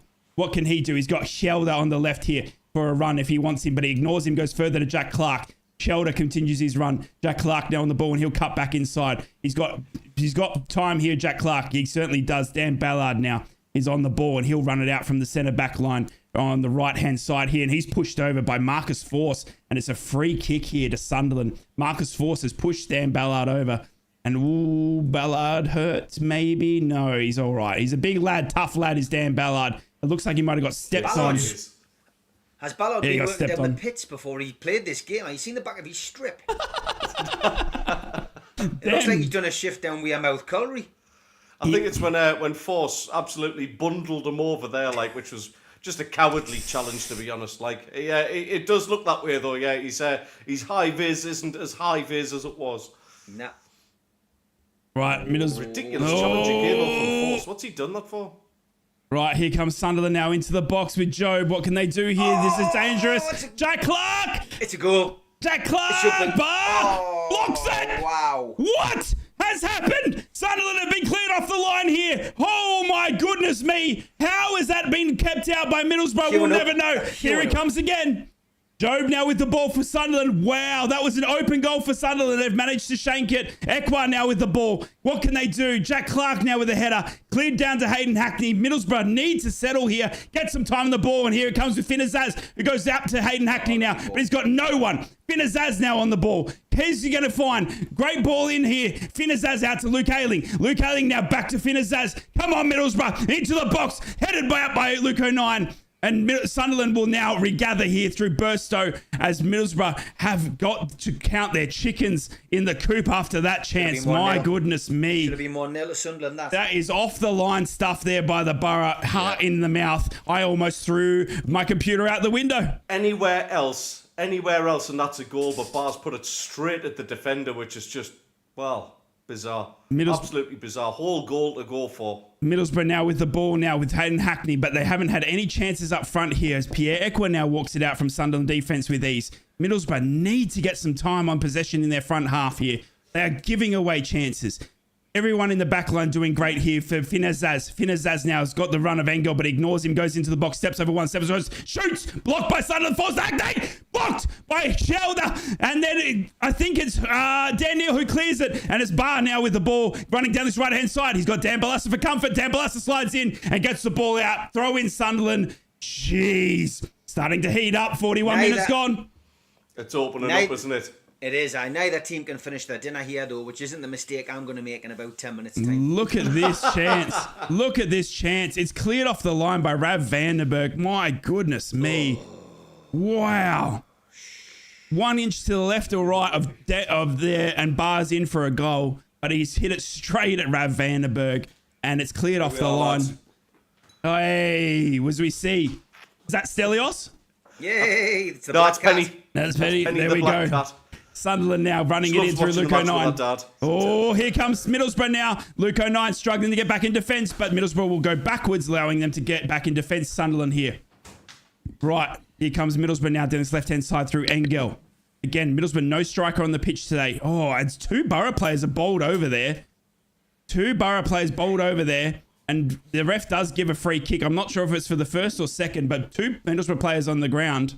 Engel coming off worse. Finazaz getting up and clearing his nose to the delight of everyone watching that TV coverage. And it'll be a free kick here to Middlesbrough. Just outside of the box, left-hand side, 42 minutes gone. Can Middlesbrough do anything with this set pieces? Right? Good time to score. Not wrong, mate. We're not too good with set pieces, though, I tell you. But we'll see what we can come up with here through Dan Barlaser, who can whip a ball in, but my goodness me, we just seem to shank him as he goes to Engel now. Engel stands on the ball and goes, what do you want me to do with it? Whips it in. Cleared by Luke O'Nien out to the left-hand side. Will it roll out for a corner? It won't. It'll come off Dan Neal, who boots it high as he can. He was trying to clear it, but it's gone straight up in the air, and it'll go out for a Middlesbrough throw-in. Come on, Middlesbrough, you need to push up front here. You need a bit of time in possession. Luke Ayling now on the ball. He throws it into Hackney. Ayling on the ball here for the Borough. Right-hand side goes to House and our captain, Dan Barlaser now. He'll go across now to Vandenberg. Middlesbrough playing it from right to left here now across to Engel. Engel will try and whip it in, but he's blocked by Barr, and it'll be a throw into Middlesbrough. I tell you what, Middlesbrough doing okay through the center of the pitch here, and maybe in their defensive line a little bit, but gee, we are lacking up front, I tell you. We are lacking some confidence up front. We are lacking possession and a striker. I think that's both teams, mate. Both teams there. There's been opportunities there to score goals without a doubt, and with an experienced striker, you probably put them away. And I know Kiefer Moore's a lot of money, but maybe it was worth it. He's proved yesterday that that's what it buys. Yeah, he scored 2 yesterday and could have had a third one quite easily. That's what you pay the big money for, mate. Yeah. Have Boro had a shot on goal yet, South Badger? Yes, they have. Yes, they have. It has just been, and there was a couple of chances there, but they have had one shot on goal, I would argue. Maybe through Azaz for Boro. Yeah. Azaz for Boro. Yeah, Boro. I mean, that should have been 1-0 for them. Engel now. Always had the clear-cut chance. Up to Sam Greenwood. Sam Greenwood, who was a Sunderland fan as a boy, goes back to Vandenberg. Fun. At least Ted's bladder is coping well. Up to Finn Azaz now. Across to Engel. Love it. Up to Sam Greenwood now. Back to Engel. At the time.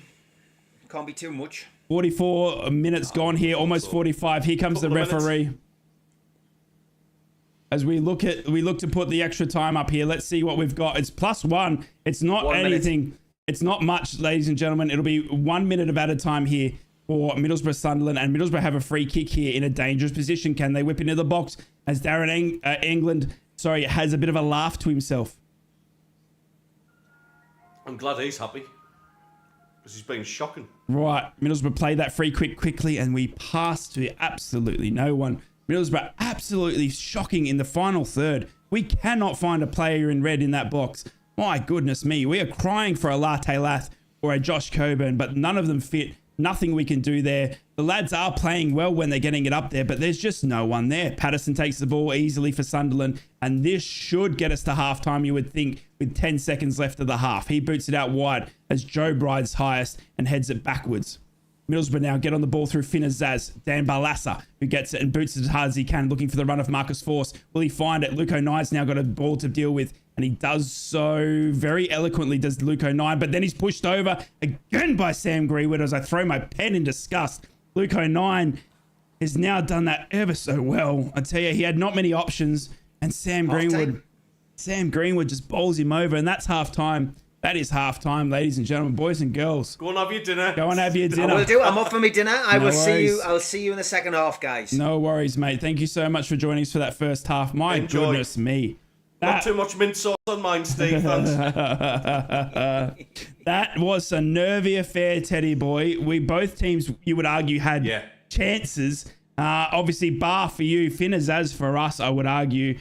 Middlesbrough, for me, struggling in that final third, mate. We've got no striker. There's no one there. We're passing it around, getting it to where we need it to be in dangerous positions, but there's just no one there at the end. And obviously, bar for you, wasting a very, very good chance.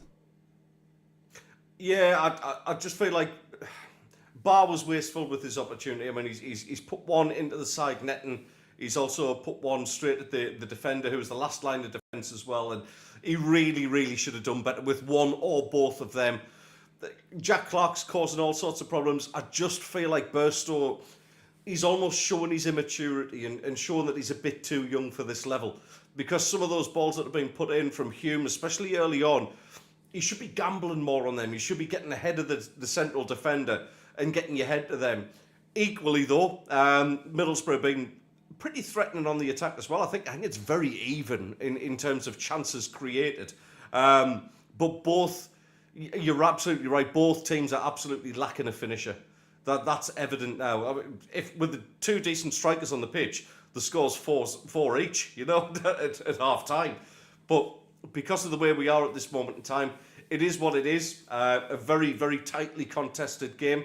And not too impressed with the refereeing so far for both teams as well. I'm not just sticking my neck out from a Sunderland perspective. I think he's given away some silly decisions, the ref. But let's see what happens in the second half. A very good open game though to enjoy. Yeah, I would agree. It's back and forth here. It's for me, it's a good sign there for Middlesbrough and Sunderland, because if you look, we saw it a week or so ago in Middlesbrough.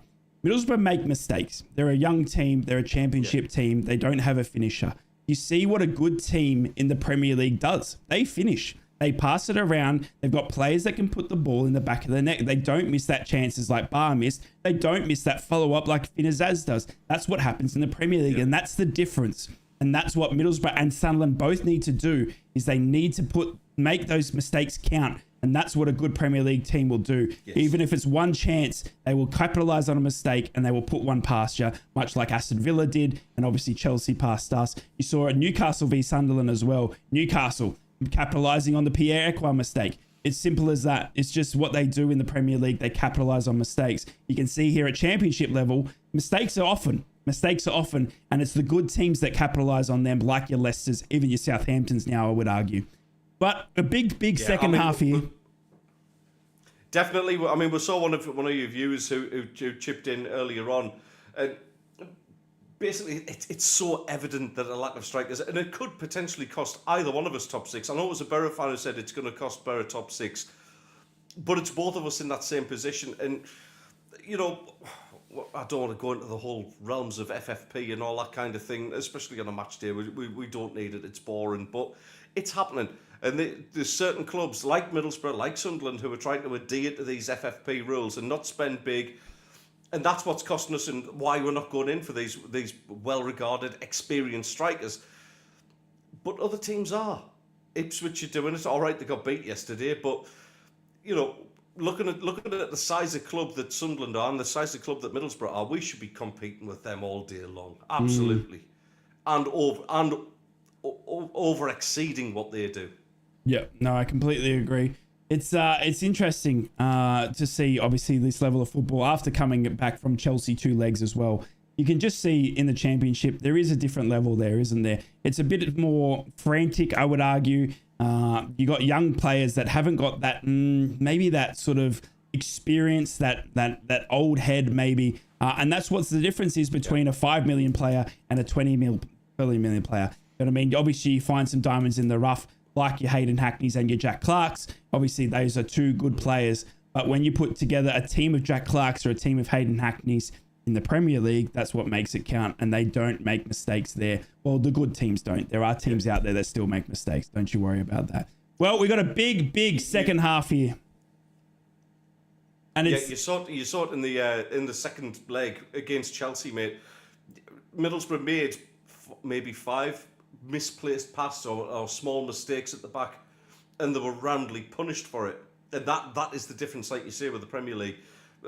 Chelsea didn't really have to create too many openings. They kind of just pounced on those mistakes.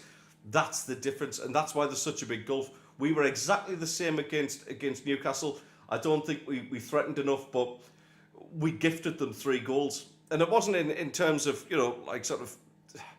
wasn't massive mistakes. All right, maybe one of them, but it was avoidable stuff. But when you're playing against Premier League opposition, whether it's a Newcastle, whether it's a Chelsea, you expect to get punished if you don't put A, your chances away, and B, take care of your own defensive side of the game as well. Yeah, no, I completely agree. You can see Middlesbrough still playing it out from that back as well, Boro fans. Middlesbrough were absolutely slated against Chelsea for the way we sloppily played it out from the back. You could see Matt Clark, Dale Fry were the people on that day playing it out from the back and giving the ball away. When you give the ball away against a team like Chelsea, they're going to capitalise. You saw a few mistakes here tonight, but you can see they haven't shied away from that game plan of Michael Carrick's playing out from the back. You can see Rav van den Berg, Dale Fry, our 2 centre-backs today, being the ones trying to pass it out from the back. But the likes of Bar and Jack Clark are causing us problems. You've also got Pierre-Emerick and Dan Neil running through that midfield, cutting off any pass coming through there. And by the time the ball gets to Hayden Hackney, Sam Greenwood, Finn Azaz up front, they are under pressure very, very quickly, and they can't get the ball away for a clean pass. They are hoping to capitalise on Sunderland mistakes, but Sunderland have only made a couple. And then when we did have a mistake made by Sunderland, we saw a ball from Sam Greenwood go back to Finn Azaz, and he sliced it over. Arguably the best chance of the first half was to Abdullah, who had a ball cleared off the line by Rav Vandenberg. It was run in well by Jack Clark. He did have a chance to cross it back in the first half, but he didn't do it that second time, though. He did cut it back in. And geez, my goodness, Bar was very, very unlucky. But there was also a chance in there, Teddy Boy, for Abdullah Bar when he was running in there. And he had a chance to cut it back in for the onslaught of Burstow or Jack Clark, who were running in. And he decided to go himself. Yeah. And instead of putting it through the legs, he went for I guess he tried to round him around the right-hand side and found the side netting. And that was a bit of an upsetting conclusion to that run. It's frustrating because there was two better options. There was either sticking it through his legs, which, to be honest, the goalkeeper's positioning would have been great for that. Like you say, there was the cutback on as well, but trying to beat him at the near post, it's a little bit cheap for me. I don't like that. You've got to be incredibly lucky to beat the keeper, certainly at this level, to beat the keeper at the near post. They're going to, 9 times out of 10, they're going to cover that. So you've just got to be smarter than that and think a little bit quicker than that. He's had two really, really good opportunities there, and you start and think, well, it ain't going to be his day after that. So if I was Beale, maybe I'm starting to look at the bench and maybe give him 10, 15 minutes to try and put that right. He's been a threat, Bar. He's been good going up against the left back. He's sort of creating that little bit of tension in the Middlesbrough defence. But ultimately, when you get into positions like that, it's wasteful. If you think they're going to fall to Jack Clark, then Jack Clark scores them every single time. Yep. Bar just showing his little bit of immaturity there. Yep. And unfortunately for Sunderland fans, it's not paid off. Good afternoon, Kate. How are you? Thank you for joining the live watch along here on youtube.com/Inrictus or on the Red and the Cat. I am joined here by Ted the Mackham, who joins me Monday to Friday on the Northeast Brekkie Show, 7 a.m. till 9 a.m. England time. And obviously it is 6 p.m. till 9 p.m. For anyone here in Australia tuning in as well. These are my cohorts. These are my good mates from that show. And they're lovely, lovely fellas that have decided to join me here today. Steve Wraith down the bottom as well, who runs Newcastle and NUFC Matters. He doesn't run Newcastle, he runs NUFC Matters. He probably runs Newcastle a little bit. But obviously Teddy Boy as well, who is a big Sunderland fan. It's a derby. We decided to get the three of us together for a Northeast special. So we put on a bit of a special watch along. Normally it's just me, but I'm very, very thankful to have these two lads joining me today here on the live watch along. No, it's fantastic, and I appreciate you because you can hear my voice going. I get a little bit too excited, and then I pay for it for a week, and then I get back into it again. Middlesbrough. It's one of those cases where I'm a long-time viewer, first-time appearance. We have got a full onslaught of stuff coming up on the Northeast Brekkie Show as well. You can catch that on the Red, the Cat, and the Toon. We are live Monday to Friday. There's a lot coming up, don't you worry, with a lot of special guests, lots of musical talent as well, as we got from some local bands as well. And Teddy Boy as well, who is on Twitter at Ted the Mackham as well. You can follow him. He's got some stuff coming on his own YouTube. If you are a Sunderland fan tuning in, make sure you go across and give Ted the follow. And likewise, if you're a Newcastle fan, that man down there, you should be very, very full aware of who Steve Wraith is. And obviously, if you are here and you're a Boro fan, welcome to the channel. My name is Rye. I do Boro live watch alongs. A lot of content coming for the Boro. Make sure you like and subscribe. It is free to do, and it really does help the channel a lot. Whoa. Just slow down there a second. You don't just do Boro watch-alongs, you do the best Boro watch-alongs. Thank you, mate. They are entertainment gold. Even for a Mackham such as myself, I love tuning in and watching this. No. I'm not just blowing smoke up your backside or anything like that. They are entertainment value, mate. Don't do yourself a disservice. It's the best one on here. Thank you so much. I do appreciate that, mate. And it is good to have. I always give it to Ted on X as Boro fan. The Boro love fans that. have been quite nice to me so far. Yeah, love that. Good to see you, Kate, as well, up the Boro. Chris Andrews says, we're playing for a draw here. How sad we are. Please get a striker on. There's only one on the bench, Chris, and it's Josh Coburn. If you've got any thoughts for Sunderland fans or Boro fans, get it into the YouTube chat. Ted and I will do our best to answer your questions. Burnsy says, Clark has got Ayling on a leash and has me very worried. Would you agree there, Teddy boy? Yeah, Clark is an intelligent footballer as well as a talented one. So he knows all about Luke Ayling. They spent that time together at Leeds United. I wouldn't say on a leash. I think he knows how to play against him. Maybe he's doing Luke Ayling a little bit of a disservice. It's very different. I mean, Luke Ayling was in and out of that Leeds side, so getting first-team opportunities has been a bit of a premium for him.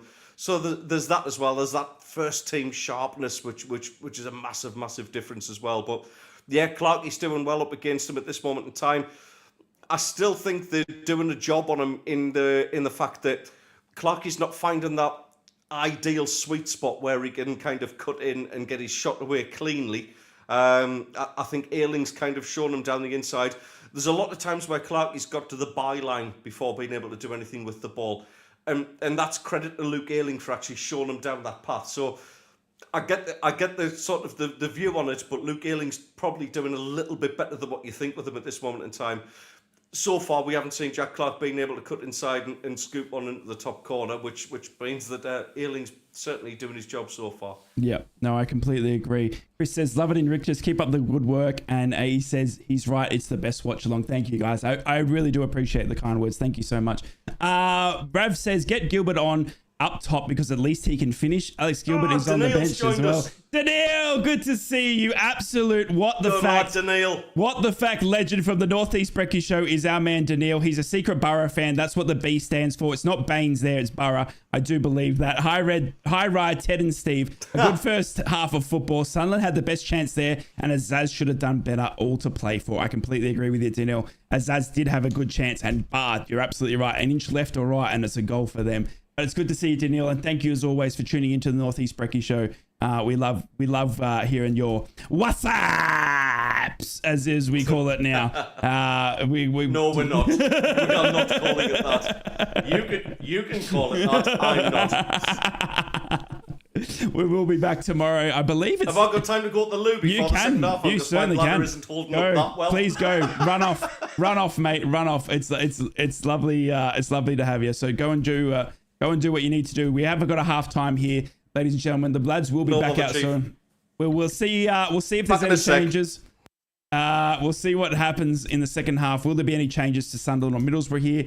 Time will tell. Middlesbrough are arguably kind of a better team in the second half here, Boro fans, and we're going to need a big performance here because we're lacking up front, aren't we, Boro fans? We're lacking up front. I tell you. I mean, look, Sam Greenwood, Hayden Hackney's playing up there, Finn Azaz as well. They're great midfielders, but there's not a striker there for me. Do you know what I mean? They're not controlling that ball and having enough possession in that final third to make any genuine threat. Josh Coburn, Latte Lath, both coming back from injury. We're really lacking one of them up front. Is Sam Greenwood the answer as our striker?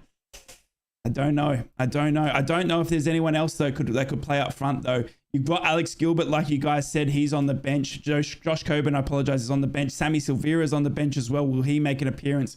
Let's see what Michael Carrick and Michael Beale do in the battle of the Michaels here today. It's fine. Mbappe is out of contract for the summer. Carrick has a plan. I love it, Burnsy. Spend that Morgan Rogers money. As Carrick now re-emerges from the tunnel here, ladies and gentlemen, we're about ready to go here for the second half. Jack Clark is on the pitch already as well. We're waiting to see what we can come up with here, the Boro fans. Can we get any love here today at Middlesbrough? Crooks is a right and Force is a striker. Unfortunately, Crooks is injured, Badger. So Crooks is out again, Crook, which is not good. It's not good. Middlesbrough will be kicking to the right-hand side of my screen here. Sunderland will be kicking off to my left. Sunderland will get us underway here for the second half. Middlesbrough got us away in the first half. We are ready to go here for the second half of football in what is the Tyne Weir Derby. Sorry, it's the TY Weir Derby. I almost stuffed that up. As Middlesbrough then go back underway here at Middlesbrough versus Sunderland. Sunderland now pass it backwards now to Jobe Bellingham after the kickoff. And Jobe's got Johnny Howson for comfort and he gets away from him in a free kick. Ted's bladder is as weak as Sunderland, says Boro fan. I love that. Sunderland now take a free kick quickly and go out to Dan Ballard. I'm 45. What are you having a go at me for? And then I think it's Hume that tried to play it in quickly and cuts off by Dan Balassa. Middlesbrough now will regain possession here and they go backwards to Dale Fry. Both coming back off this second half. after their team talks from both Michaels. The battle of the Michaels. Dale Fry is got to the ball here, and he'll go across to Rav Vandenberg as Tom Glover comes out to help him out. We'll go wider to Engel. Engel cuts back into Rav Vandenberg. Middlesbrough playing it out from the back here. Can Sunderland capitalise on any mistakes here Middlesbrough make? They go wider here to Ayling. Ayling then boots it up, run for Hayden Hackney. He'll take it into the corner flag, but he's bowled over by Luke O'Nien, who comes in strongly and wins the ball easily from Hayden Hackney. He passes it to Job, who passes it to Helder, back to Luke O'Nien, who boots it, but only as far as Dale Fry. He'll head it down to Howson, who'll go back to Vandenberg, who was leaving it for Tom Glover, it looked like, but he didn't, and then he decided to get on it in the end. Middlesbrough again, causing me a heart attack at the age of 35. Here comes Middlesbrough down the left-hand side, now through Engel. Engel with a great ball in. It's going to pop. No! Well done, Luke O'Nien, who gets a foot in that. If it wasn't for Luke O'Nien, that ball falls to Hayden Hackney and it instead goes straight to Patterson. Well done, Luke O'Nien. Great sliding tackle. He'll play it out now to Helder. Helder now for I'm critical Sunderland. sometimes of Luke O'Neill at centre-back, but that was absolutely brilliant. An absolutely vital foot in that one. Great from Lukey. If you didn't, it fell into the path of Hayden Hackney. As we see a replay here, great ball out to the left-hand side of Engel. Engel's got Hayden Hackney onside. Yeah, maybe kept onside by Luke O'Nien, the man who did get the foot in the way. But it doesn't matter. Luke O'Nien there saving grace for Sunderland as Middlesbrough trying this second half a little bit better than the first. Here comes Ayling now, down to Hackney, who goes back to Ayling. Here comes Boro now, down right-hand side. They play in Marcus Force. Marcus Force goes back to Ayling. Ayling shoots, blocked. It's blocked. Middlesbrough have got a chance again, but it's blocked. Oh, and Marcus Force sticks a foot in on Ballard, is it? Oh my goodness, Middlesbrough with a great chance in the first couple of minutes here of the second half. It went into the box by Luke Ayling across to Hackney, who goes back to Ayling. He finds the run of Marcus Force. Middlesbrough with a great chance back to Ayling. He can't get a shot away cleanly, and it's blocked by Hume. It looks like, oh, Middlesbrough another chance goes begging. Wow, Needless foul by Ayling as well, though, but the Boro need to be careful with that. I mean, it was great play from Ayling, putting that ball in. It was neat play, getting himself into the box, but that leaves Boro, wide open to a counter attack there with Jack Clark. So just need to be careful of that. Missed opportunity though. Mr. Middlesbrough, good to see you. Asking for a shout out there. Thank you so much for tuning in. As Helder's now on the ball for Sunderland. He'll go backwards though to Patterson, their goalkeeper. I'm sorry for the odds lost, but we got our Aussie back. Exactly. Yeah, exactly, Chris. Has Steve Wraith passed away? No, he hasn't passed away. He's just having his dinner. We love Steve Wraith. We know he's a man who needs to eat his dinner. All right, Middlesbrough. He's just eating his stuffing and his veg. His gravy. 48 minutes gone here. Middlesbrough with the throw-in on Sunday football here. Middlesbrough and Sunderland, your choice of football today for Sunday football. Middlesbrough have had 2 weeks rest. Sunderland coming off the back of a good win against Stoke, 3-1. But Stoke losing last night to 5-1 to Leicester as well. I don't know what's happened to Stoke, but they've gone backwards again under Michael Schumacher. And I call him Michael, even though that's his name. I know it's Steve, and I just like calling him Michael Schumacher. But Stoke have gone absolutely backwards. Absolutely backwards. And obviously Sunderland coming off a good win, 3-1 there last week. And then 5-0 last night as well. Schumacher's got a big job at his hands on Stoke, as now here comes Sunderland through Barr, but he's tackled well by Finazaz, but he'll get away from him and throw backwards to Hume, who goes across to Ekwa, back to Ballard now. Here comes Ballard across to Luke O'Nien. The big question to ask right now is Steve having dessert, and what's he having? Of course he is. He'll be having custard and peaches. You know that's the type of man that he is. He eats nothing too hard, otherwise it hurts his teeth. It's a bit cosmopolitan. Dan Ballard goes across and comes across to the run-on of Barr. Barr then looking to go backwards, but Finazaz gets in the way. Here comes Barra. Have they got a chance? Can we capitalise? Long ball out to Finazaz. To Force, but Helder will get there ever so brilliantly. Well done, Helder. He beats Marcus Force for pace and gets back. Very good signing. Helder's turning out to be here, Teddy boy, as he clears the ball up to Job. Yeah, solid debut. Done very well. Solid debut, mate. I mean, we've done all right at Leeds United in the past as well, to be honest, but he looks solid. Considering he hasn't had a lot of first-team action, I think he's been rather good. Very steady and assured. As we see another lead signing there, Luke Ayling head the ball back to Tom Glover. Both right back and left backs there from Leeds United on either side of the northeast teams here. But Helder on a permanent, Luke Ayling only on a loan here for Middlesbrough. As Johnny Howson, the captain's on the ball, he'll go across now to Dale Fry. Middlesbrough at home here at the Riverside in a sold-out game. We took a lot of fans here today, especially with the charity match to start off. The charity walk to start this game off as well, which you can find out more on the Red and the Cats website as well. As Middlesbrough then work the ball out through Lucas Engel, but he's blocked by Sunderland, and then he finally gets a touch out, and it'll be a throw in here to Sunderland as we see a clapping Michael Carrick trying to urge his players on here. Sunderland with a throw in their bright green kit and navy blue arm strips. They are in their third kit today, and it is a bright one, ladies and gentlemen. My goodness me. If you think road workers, think that and another shade of brightness. It is incredible. I've had to turn my gamma down on my monitor. As we see Finazaz now with the ball to Lucas Engel. He goes to Howson. Howson now with the ball. And he goes across to Hackney. Hackney goes back to Howson. Now, can Middlesbrough find something here? We've been lacking in that final third, but we've had a lot more possession in this second half, I'd argue, more than Sunderland, as Dan Barlaser has the ball here. He goes across to Finazaz. Lucas Engel, no, but can't get onto it, but Sunderland don't clear it properly, and here comes Finazaz. His cross is absolutely shocking. It goes straight to Ekwa, who gets a foot in the way, and Sunderland clear with ease. Middlesbrough will load up again through a throw-in. Chris says, get Coburn and go. Oh, well, unfortunately, we all know Michael Carrick doesn't make substitutions till around the 70th or 80th minute. So I wouldn't be expecting a substitution here from Middlesbrough anytime soon. Here comes Dan Barlaser now through the center of the pitch. He's taken down, and England says that's a free kick to Middlesbrough on you, Burstow. Sunderland now. Yeah, Burstow still too quiet for me. I think we'll need to look at that in the next 10 to 15 minutes. Sunderland now in their back own defensive half as Middlesbrough load up again through the center of the pitch, through that free kick. Finazaz now plays a great ball. Sam Greenwood rounds the keeper. He's been tripped over. Is it a penalty? Is it a penalty? England is offside. You're kidding me. The gelled linesman stands up again. The gelled linesman strikes again with his perfect hair. Oh, Sam Greenwood has been adjudged to be offside. He had rounded Patterson. It looked like Patterson had grabbed at him, but I don't know what it would have been, but it doesn't matter because Greenwood's offside. My goodness me, hard in the mouth type of stuff. And that gelled linesman strikes honestly, again.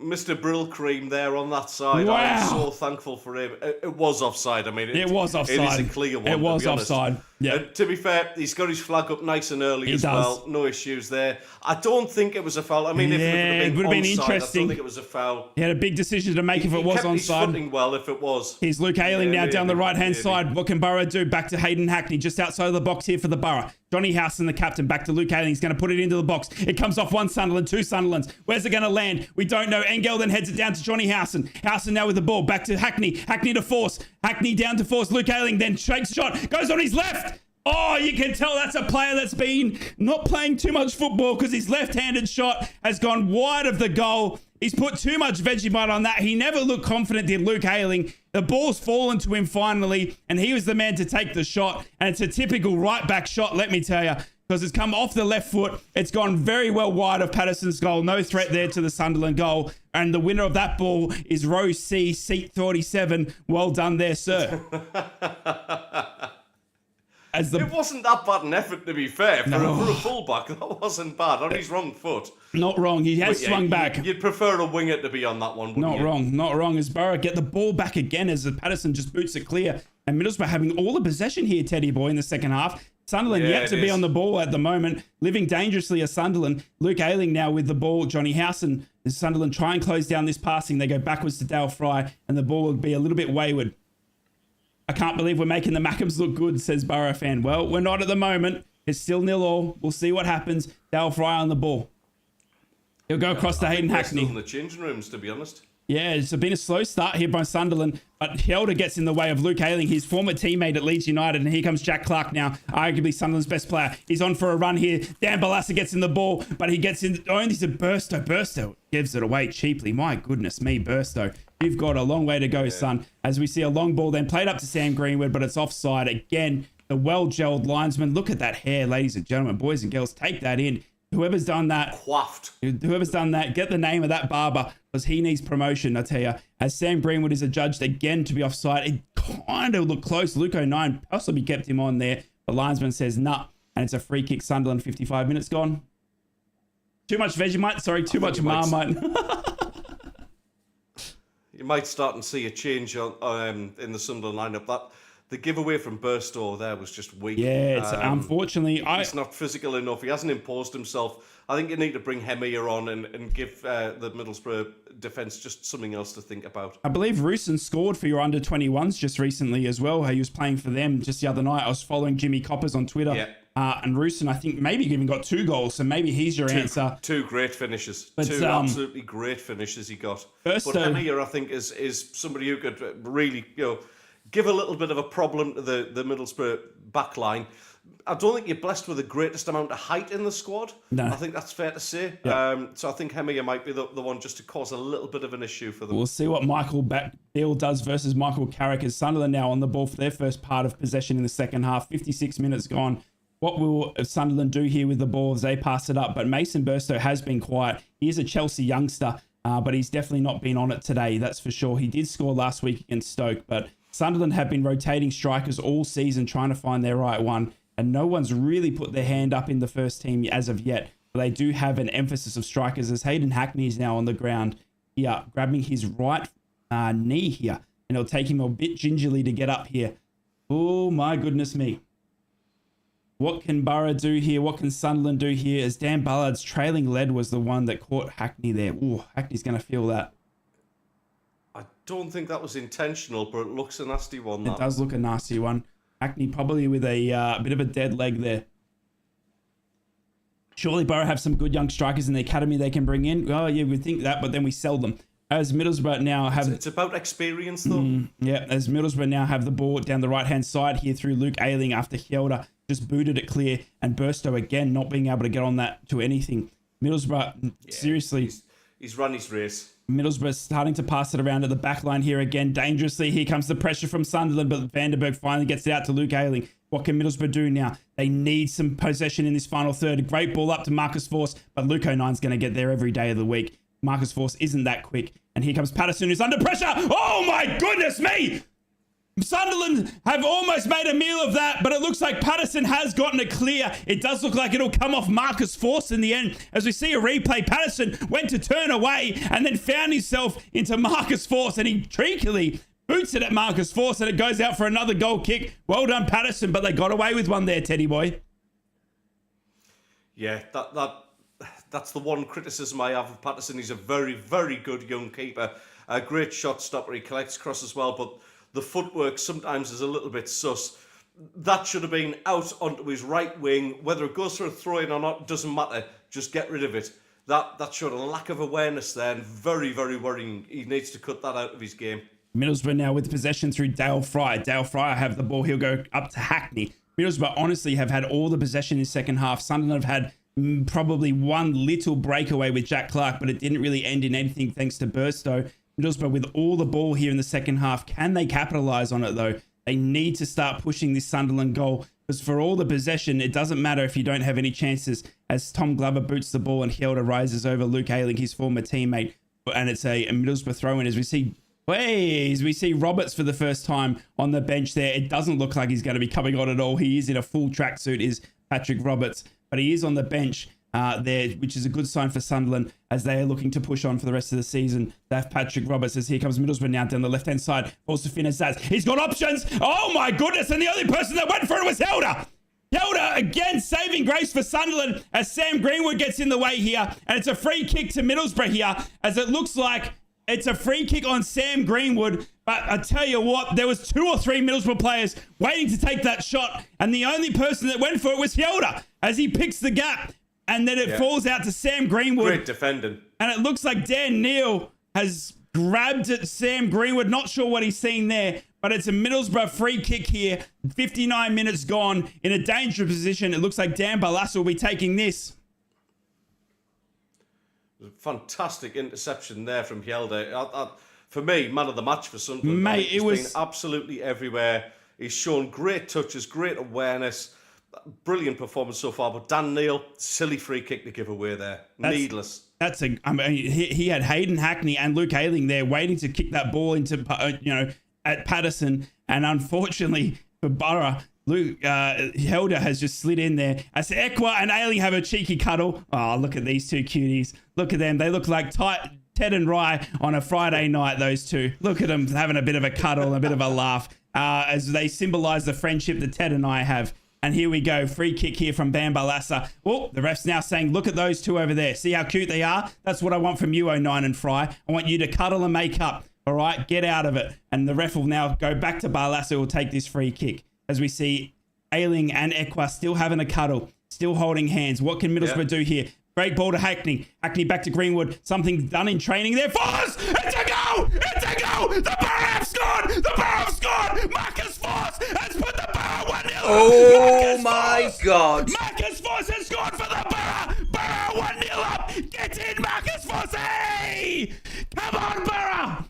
Whoa! Middlesbrough have made them count. That is a goal for Marcus Force. Get in, you finish special as he does the smile. Come on, Borough. Wow. Whoa. What a goal. 1-0 up. That was a wonderful technique, by the way. Great technique, but the Sunderland defence, I mean, somebody should be picking that up. He got very lucky with a deflection off Bar, I think. Yeah. Wow. That is an Great absolute... finish, like you say, absolutely great finish, but what a that turn. was perfectly avoidable. What a turn there by Force. He's controlled it with his left. He's volleyed it then with his right. My goodness, Marcus Force, take a bow as we wake the new neighbours in this new neighbourhood. Jobs Hello, just left him. my name's Jobs Ryan. just walked away and from I him. love the bar. Get in. Force doing the smile celebration again that he did down at the stadium. Oh. Like, what does that mean, Rai? What does that mean? I think he's had a bit of criticism in the past. And he just says, all I do is put on a smile and get on with it. So I think that's a bit of a sort of talk about that. My goodness me, Middlesbrough 1-0 up in this derby that Ted's calling. And oh my God, I've spat all over my monitor as well. It's covered. I can't see. But here we come Sunderland now down this right-hand side. Can they get back into this game? My goodness, what a finish. Game on. Game on. What a goal that was, by the way. And that's the kind of goal that wins derby matches. We've seen it many times. At the Riverside, at Ayrsham, at the Stadium of Light, at Roker Park, and at St James's Park. We've seen heroes. They're the ones who stand out in these games, and it's usually a goal like that separates teams. But that's a hell of a finish. But the plus side for Sunderland, they've still got opportunities. They've had opportunities in the game. Possession-wise, it's still fairly even, Stevens. And for me, there's still an opportunity for Sunderland to get back into this game. The best thing about that goal for Sunderland, it wasn't in the 90th minute. Scores it 0-0. I tell you what, Teddy boy. 30 minutes. They've got 30 minutes to change it. I tell you what, Teddy boy, though, Sunderland haven't had any possession in this second half to be accountable for. And obviously you had Hume giving away, or was it Neil? I apologise. A silly free kick, like you said. And that's what's cost you in the end. Told you. Absolutely. Yeah, it was a needless foul, to be honest. No qualms about it being a free kick whatsoever. I'm just annoyed about the marking that nobody picked that up. The players just seemed to separate. They almost thought, I don't know, there was just a lack of organisation. The lines broke, and it was just shapeless defending. Really, really annoying that we give away a goal like that. But yeah, we need to get players back on the ball again. We need to get some possession. We need to get that same sort of intensity as what we had in the first half and get going again. Here comes Boro Game's again. not gone by any means. Here comes Boro again into the box through Finn Azaz. Sunderland having to defend. Hjelde then gets the ball away. I do tell you what, Hjelde for me as well has been the Sunderland man of the match. He has been stopping everything down that right-hand side. Burstow, though, you are... I'm not going to say it. Great game, Burstow. Well done. But Middlesbrough obviously are looking here to break down the Mackems again in the second half. It does look like Rooson's going to come on here for Sunderland. Michael Beale now. And it's Patrick Roberts. You're kidding me. He's back. Yeah. He's back. Paddy Roberts is going to come on. He's just come back from injury, and he'll come on here for Sunderland. Sunderland now going for the throat. Rooson and Patrick Roberts to come on here for Sunderland. Yeah. I think that's absolutely required. Barr had his chances. I'm not surprised he's coming off, to be honest with you. Roosin has shown that he can stick the ball away. He's had some good games in recent weeks, especially the reserves as well. He's put 2 great finishes in midweek. So, yeah, let's see what difference that makes. But Paddy Roberts coming on, he'd love to get something. Getting his first goal of the season against Boro, he'd absolutely love that. Oh, as we see another ball fall to Burstow, but he misjudged the right of it there, Burstow, who's about to be replaced here by Rooson. And I'm not sure who's going to replace Patrick Roberts. Maybe Bar, who is on a yellow card as well. You would think it's a straight swap, but does Michael Beale do something differently? We don't know. They haven't had any possession in this second half. It's been all Middlesbrough, and Middlesbrough making it count through Marcus Force. What a turn there by Hayden Hackney! Hayden, have my children! That was glorious! Sam Greenwood now on the ball. Up to Finazaz. What can Finazaz do? He'll go back to Luke Ayling. Luke Ayling's on the ball here. He'll go across to Engel. My goodness, Hayden. I love you, my son. That was an incredible turn. Off to Engel now. He's off to the left-hand side. Middlesbrough just happy to play the ball around here now. They're 1 goal up. There's no need to push here for Middlesbrough anymore. What can we do? We go out wide now to Luke Ayling.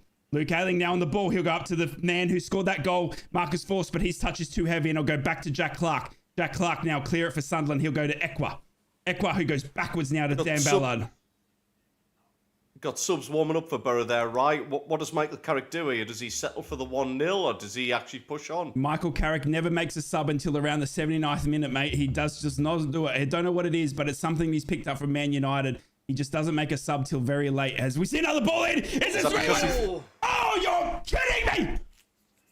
We've just missed an absolute second great chance here. Sam Greenwood. Lucas Engel has had the ball there, and then he's played in a great ball to Greenwood. Dan Ballard thought it was a free kick. I don't know what he was waiting for, and Greenwood should have tucked that away. He's gone across the face of the goal, and it'll be a Sunderland goal kick. Awful miss. But my goodness, it should have been 2 goals there to Middlesbrough. Yeah, but it should have been called back for a free kick back in the centre circle. Again, an absolutely horrendous decision from the referee there. Greenwood, all right, yeah, he's got to play the whistle. He's got to take his chances. Burstow not happy. That's an awful miss. Burstow not happy there, coming off. It looks like I think he was frustrated in his own performance, but he's throwing the jacket on the ground. We're not very happy with his performance either, but you know, them's the breaks, isn't it? Yeah, as Michael Beale now rings in the changes. He's unhappy as he likes. He's had about 7 touches of the ball. Patrick Roberts has come on, and Roosen now for Sunderland. What can they do? Can they turn the tide here as we see Helder on the ball here for Sunderland? Helder has been one of the standouts for me in the Sunderland outfits today. Under £2 million by him as well, by the way. He looks a great signing so far. Luke O'Nien now on the ball for Sunderland. He plays a shocking pass to Jack Clark, though, and Jack Clark just looks at him in disgust. Wowee. That is a terrible pass. Telling second half stat there, Raj. 5 shots for Middlesbrough, no shots at all for Sunderland. Yes. Tunawi wants to know, how was the bacon, did you say, Steve? Can we give us an update on the bacon? The bacon was great. Steve Bruce cooked it, and it was perfect. It was crispy bacon, and yeah, lovely. No, it was my Sunday dinner, lads. Absolutely fantastic. Ooh, with that special roast beef kind of gravy, lads, but it was nice, mate. Really absolutely nice. fantastic. At this point, I am starting to get a bit hungry, and I'm going to turn to Mrs. Ted, who has joined me on the couch. Good morning, Mrs. Ted. Good afternoon, I should say. Good morning. Good afternoon, Mrs. Ted. Good afternoon. But it may be time for me to have my lunch, maybe souvlaki, something like that. Keep him honest, as we see Jack Clark on the ball here for Sunderland. Sunderland now working it now through Job.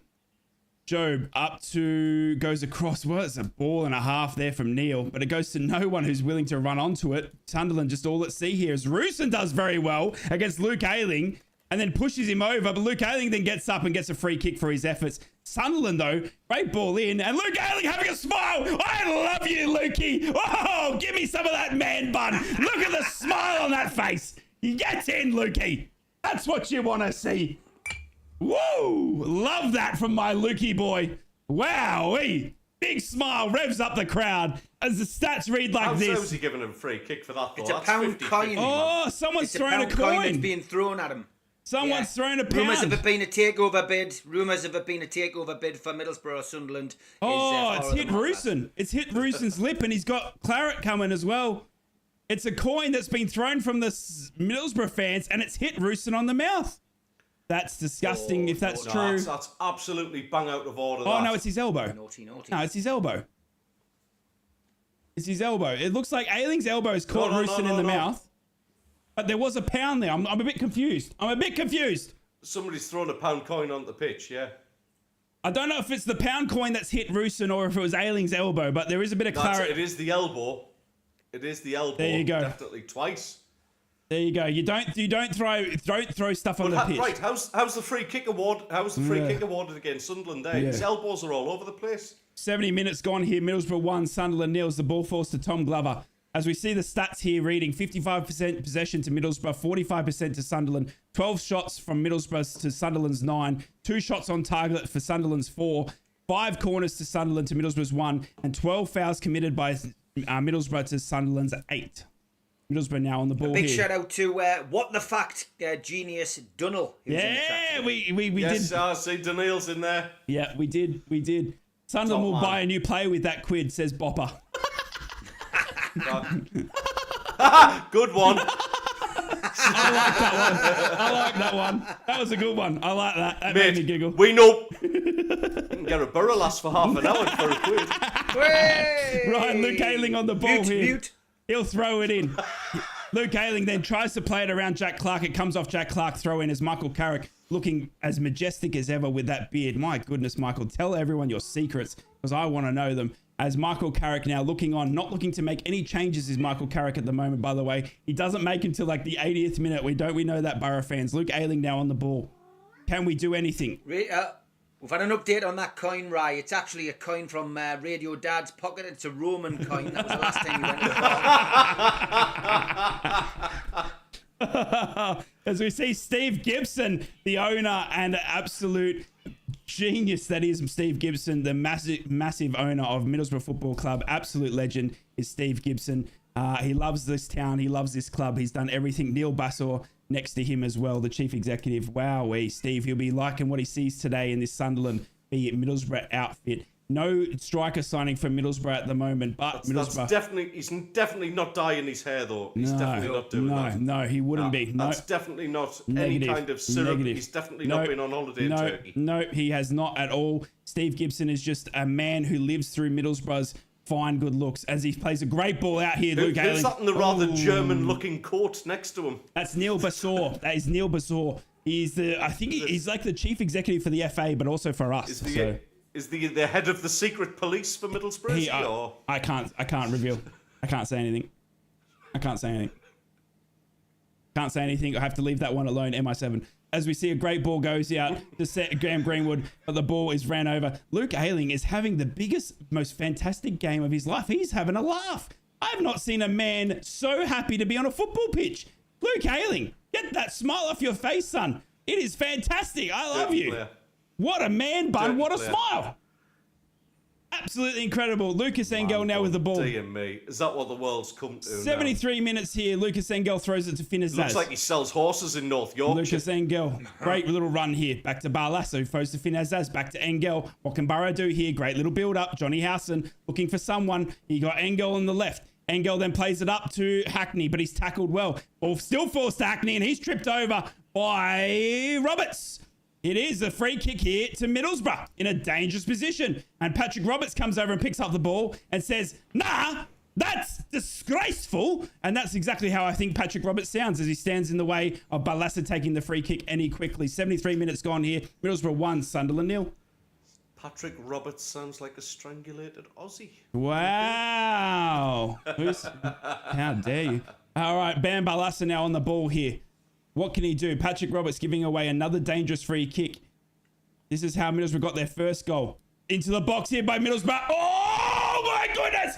It's bouncing around. What can Middlesbrough do? Turn, shoot, nothing. Blocked, cleared. Sunderland get it out of the box and boot it as hard as they can to Tom Glover. It's Luke 09. My goodness. Oh, Tom Glover has just destroyed Rooson's career.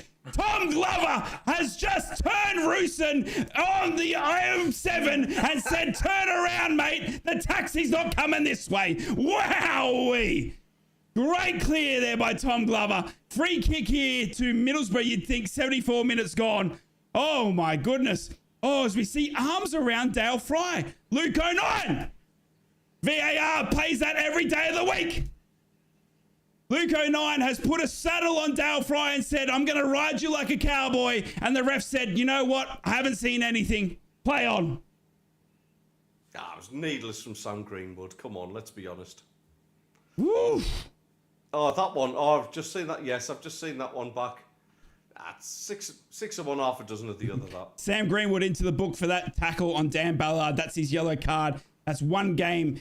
One thing of Sam Greenwood's game that we need to get out of him. I tell you what, as Marcus Force is now down for treatment here as well, ladies and gentlemen. Not sure if he's going to be able to continue. The physio's here now looking to the bench, and it will be a substitution here by Michael Carrick. Josh Coburn is coming on. The 19-year-old Teesside Holland, as they refer to him, is coming on. He looks like Jamie Stump. He is, I tell you what, he's no stump. He's more like a big, tall oak with full of acres. Sammy Silvera, the Aussie. Sammy, I love you. Sammy is coming on as well. He's back, fresh back from the Asian Cup. Sammy Silvera, the Aussie, is coming on. And Lewis O'Brien, hello, changes. My name's Ryan. Welcome to the game. Middlesbrough, 3 changes at once. Marcus Force is coming off. It looks like Sammy Silvera, Josh Coburn, and Lewis O'Brien will be coming on here for Middlesbrough as they ring in the changes.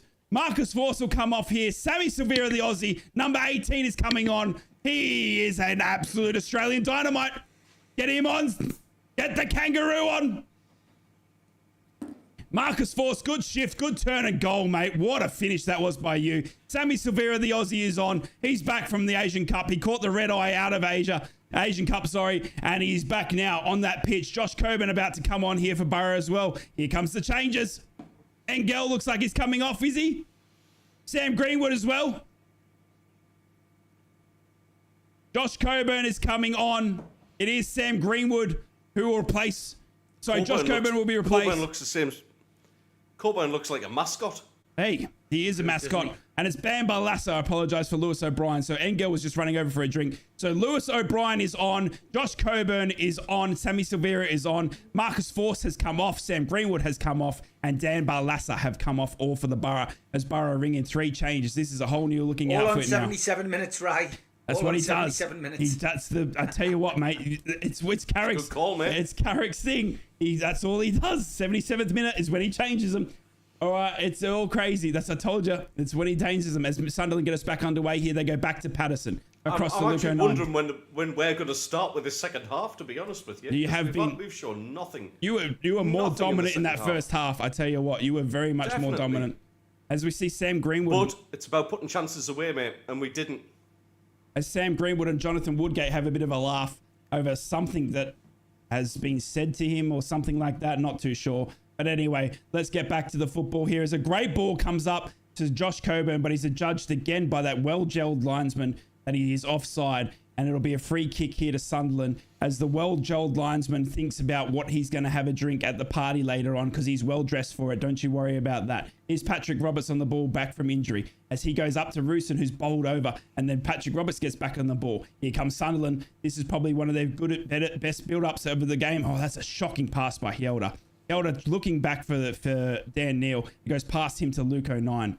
Luco 9 recovers for Sunderland, though. Now Pierre Eck was on the ball. Middlesbrough still not out of the woods now. It's only 1 goal here in it, by the way. Middlesbrough are not out of the woods at all, as we see Jack Clark now on the ball for Sunderland down the left-hand side. He gets around Luke Ayling, and it's a free kick to Sunderland. Luke Ayling put the trailing leg in. And is it a yellow card? It is. Luke Ayling is in the books for a tackle on Jack Clark.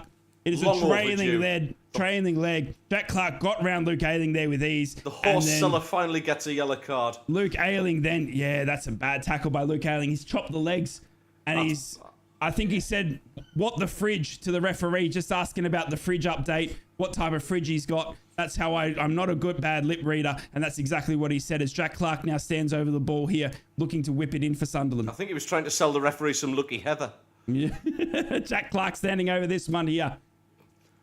79 minutes gone. Middlesbrough going to do this the nervy way, you would think, with only 1 goal in. Jack Clark now hand in the air. He'll whip it in for Sunderland. Oh, my goodness me. It's a great header there by Dan Ballard, who's trying to flick it on, looking for the far left-hand side of Tom Glover's goal, but it has gone wider. There's no one there with the follow-up. Dan Ballard has risen well there. My goodness me. An inch to the other side, and it's a goal there. You'd think Tommy Glover did seem to have it covered. A great effort there by Sunderland. And it's a Borough goal kick here. Right, here comes Middlesbrough now, but they give it away again. Here comes Sunderland. Sunderland now getting a bit more possession in this second half after those 3 substitutions. We haven't seen any of Sunderland in the second half until right now. Patrick Roberts on the ball. He tries to turn, but can't get past Engel. And he'll go a long ball looking for the run of Hjelde. Helder gets on it, heads it back down to Jack Clark. Jack Clark on the ball. He'll go wider to Dan Neal. Dan Neal then back into the center for Ekwa. Ekwa then is tackled well by Sammy Severa, but Rusin gets on the follow-up and he plays backwards to 09, who goes across now to Ballard. What can Sunderland do here? Patrick Roberts, who's just fresh back from injury. He's got all the fedazaz on him, does he? Look at him, getting around the Boro players with ease, then puts it into the box. Whoa, Helder! Helder was going for something special then. He was targeting the absolute, I don't know, bicycle kicks or the gods from Helder, and he's absolutely then left it. And was he offside? What does the referee linesman say? He was offside. He was offside. The linesman had put his flag up, but Helder was looking to do a bicycle kick. I honestly don't think he was. It looked like the left back was playing him on. I'd love to see that back. But he was doing something there special. Like the left back played him on. It does look like there's going to be a Middlesbrough change here as well. Now. It does look like another Middlesbrough change here. Good call. As Middlesbrough get a free kick and they play on here quickly through Sammy Silvera, the Aussie coat. Look at you, Sammy Silvera. Gets around Helder. Hello, Helder. That's Sammy Silvera into the box. Cleared by Luke 09. Only as far as Ailing, who goes back to Sammy Silvera, the little Aussie kangaroo. He goes back to Ailing. Back to Sammy Silvera. Oh, Sammy, I love you. He goes to Hackney. Diamond in the rough. Into the box. Cleared by Dan Ballard. Only as far as Helder's head. He clears it. And then in comes Rusin. My goodness, he's a mad dog. He's running like there's no tomorrow. Helder then gets the ball and he boots it clear. Middlesbrough throw in. 81 minutes gone. Sunderland have chucked this, like the heads are down. It's absolutely incredible here. I agree with you. The second half has been absolutely non-existent from Sunderland. They haven't come out the traps, Ted, at all. Nah. Whatever Beale said to them at half time has clearly put them on the back foot, not the front foot, and they're literally going through the motions. Throw in here from Middlesbrough goes across to Lewis O'Brien, but he then proposed to play it forward, but that's intercepted as Sunderland now will get loaded up again here by Lewis O'Brien. Lewis O'Brien now on the ball. He's back from surgery as well. Lewis O'Brien, great to see him back. He was one of the standouts in the first half of the Boro season. Lewis O'Brien back from surgery. Great ball there to Lucas Engel. Engel into the box. Every Sunderland player left it. Nervously, Jack Clark comes back to defend, and he'll get the run on here as Luke Ayling is absolute gassed. There's no way Luke Ayling's catching that. He needs a train. Well done, Ayling got. Oh, no, here comes Sunderland. Well. Rooster now. Shot. Oh, my God. Where did that come from? It's a goal. It's a goal. It's Roosin. Roosin has scored for Sunderland. Roosin has scored. It's 1-0. Are you watching, Smuggies? Are you watching? Hey, are you watching, Smuggies? Can you believe it? Sunderland have had absolutely Stick that in your pig bag. Completely against the run of play. Roosin has just equalised. Come on! That is incredible there by Sunderland. Hang on. It's gone very quiet. Jack Clark gets on the bad run. Luke Ayling left for dead there. Jack Clark then has the ball a yard of space. He then cuts back inside. He then goes to play it across to an absolute free Roosin, who then gets it down and finishes on the volley. And Tom Glover. I think you're being harsh on Ayling there. Ayling got off to a bad start, but he got back. But it was just a wonderful bit of play by Sunderland. It looks like Roosin is Sunderland out of absolutely nowhere have just pulled an equaliser out the bag. Tom's possibly got to do better than that. Lovely finish. Yeah. Lovely finish. Tom Glover's got to do better than that. Wow, Boro now have got a tough 10 minutes coming up. Sunderland with the equaliser now. 10 minutes to go. What a finish. Middlesbrough 1, Sunderland 1.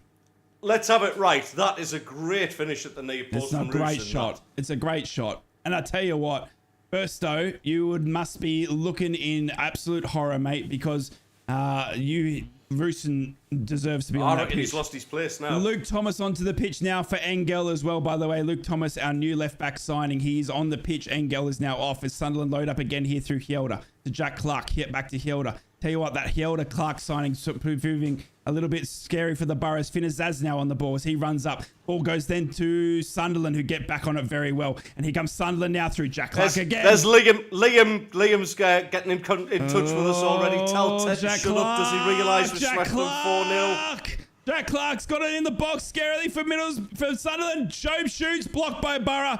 Jeez, Middlesbrough now all at sea. It's all Sunderland again. Dan Ballard loads up. Luke 09. He'll go wide to Helder. Kjelder out to Jack Clark. Jack Clark starting to cause problems down this right-hand side for Luke Ayling. Yeah. It's coming. The winner's coming. 85 minutes gone here. What can Middlesbrough do? What can Sunderland do as they go? Great ball in, but Dale Fry steps in. And here comes Middlesbrough now through Finazaz. But Finazaz holds onto it a bit too long. Didn't like what he saw at front. Then he turns around and goes backwards. Wrong way, says the crowd. But it's okay because he goes back to Tom Glover, who'll be disappointed with that effort against Roosen. But it was a great finish. Great shot by Roosen as well. You put him on target. You never know what can happen as the ball's cleared and goes down to Kjelder. Kjelder again done very well here for Sunderland. Great ball in here by Jack Clark to Job. But Dale Fry's going to see it out and Job pushes him over. And it'll be a goal kick as Job gives him the actual flick. Roosen now the goal scorer on the video coverage here. Tom Glover as well with the goal kick. Jeez, another look at that finish here by Roosen.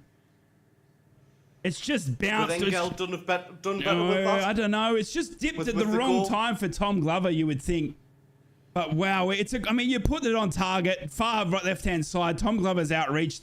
I argue Tom Glover could have done better, but maybe not. It's a great hit by Roosen. You can't argue with that as Middlesbrough booted up clear to Josh Coburn. Super finish. Dan Ballard now it's all square here in the Sunderland Middlesbrough derby as Michael Beale's now Roosen's got to start the next game surely on the back of that. I mean, that great movement, pulled the defender out the way, and what a first-time finish. As Middlesbrough get the throw in here from Luke Thomas, our new signing, but it goes straight back to Sunderland through Jack Clark. Jack Clark now on the ball for Sunderland here. He comes against Luke Ayling. Surprise Coburn rolling around on the floor yet again. Jeez, we need a little bit of help here on Jack Clark as Sammy Severa steps in and it's a free kick to Sunderland. Coburn spends more time just rolling around on the grass than what your groundsman does. 87 minutes gone here. Jack Clark free kick. Middlesbrough have made all their substitutions this afternoon. You would think there's not one more person you think he would turn to on the bench. Maybe an Alex Gilbert. We'll see. Silly free kick to give away again, though, isn't it? It's been the tale of two of the of one of the goals certainly, and plenty of incident. Just silly free kicks to give away. You know that this referee's finicky. Jack Clark into the box here for Sunderland. Goes over absolutely everyone. Goal kick. Wow. Middlesbrough heart in their mouth sort of stuff. One goal was never going to cut it in a derby, that's for sure. Sunderland getting back through Roosen after a great finish by Marcus Forces. We see Speakman for the first time this afternoon, dressed to the nines in a big scarf. Is Speakman. He's in attendance as Middlesbrough clear it out to Sammy Silvera. Sammy Silvera loses the ball cheaply though, and here comes Roosen. Tell you how Roosen's not starting these games is incredible. He's a mad dog on that pitch, running after everything. Ekwa now on the ball. He goes up to Kjelder, to Jack Clark, who's absolutely by himself. Here comes Sunderland into the box already. Jack Clark going to the center, cleared by Vandenberg. It's cleared by Vandenberg. Wowee.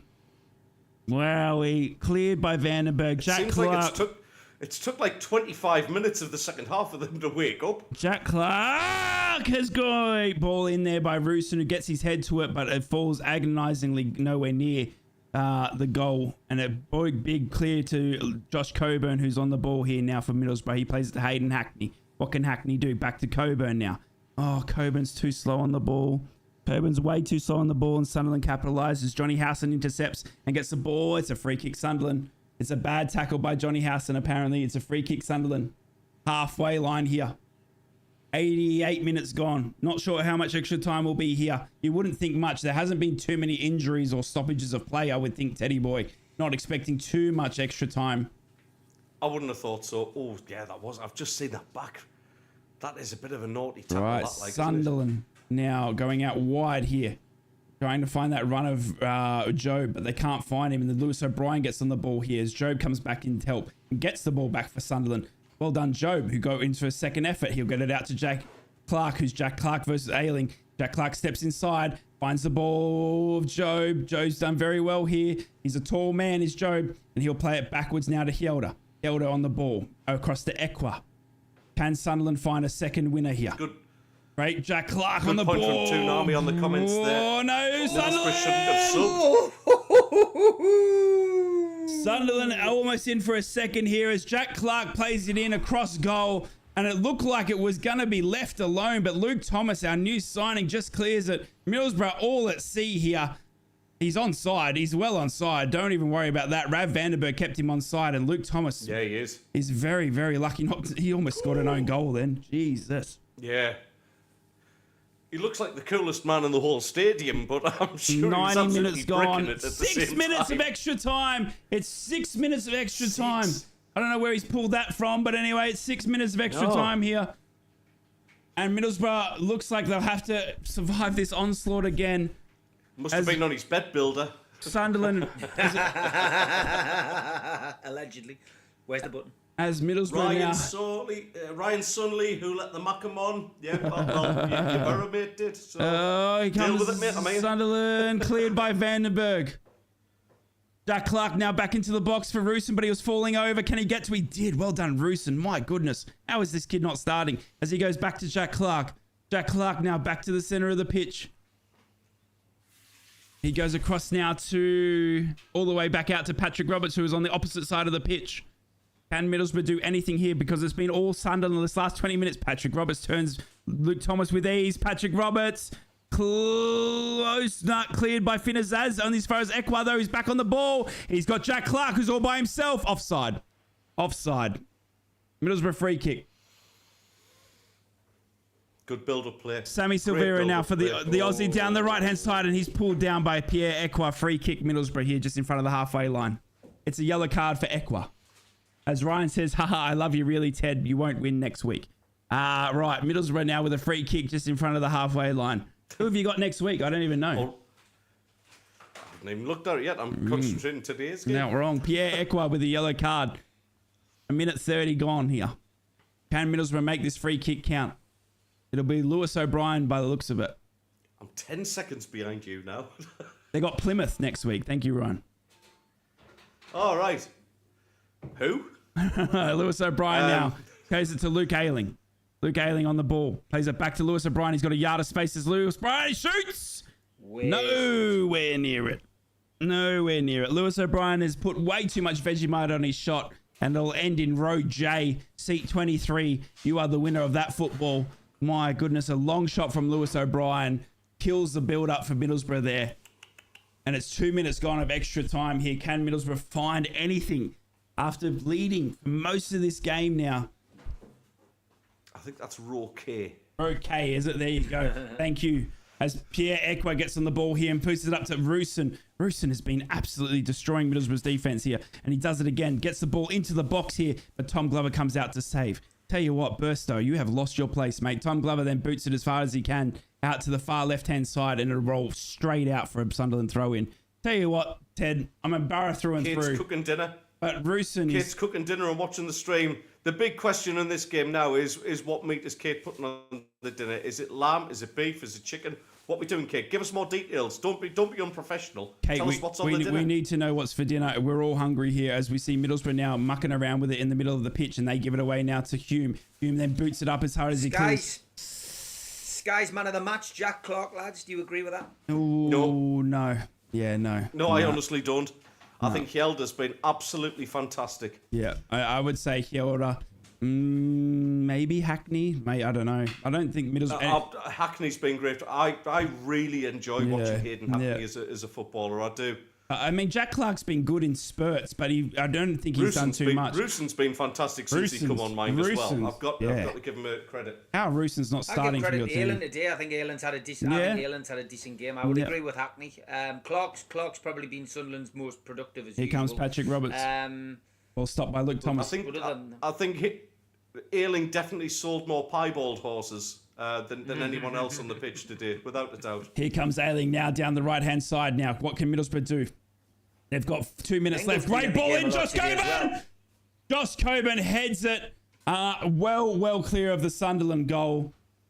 Great ball in there by Luke Ayling, who's been fantastic down this right side. He's got a yard of space, does Luke Ayling. He then crosses a perfect ball into Josh Coburn, and Josh Coburn rises over two of them, but his header isn't controlled. There's been an incident. Oh. It's roast lamb with chicken and roast potatoes. Kate's just showing off. Right. Kate's getting paid for it. Okay, Kate. She must work in like central government. Okay, Kate. All right, Kate. Lamb no need, and Kate. chicken. No need. Lamb and chicken. Come on, Kate. 2 meats. It's only a Sunday. It's not even Christmas Day. It's not. You know what I mean? You're just showing off and just making it embarrassing us now. You know what I mean? Right, Sunderland now with the free kick. A minute to go here of extra time. Can Middlesbrough or Badger Sunderland in find a Asia, winger? 09 for Sunderland has been great today. Yeah, he did a few sliding tackles that definitely saved them. They definitely will. Right, Sunderland then clear it as far as they can. It looks like Roosen's gone down. Parents around. I see.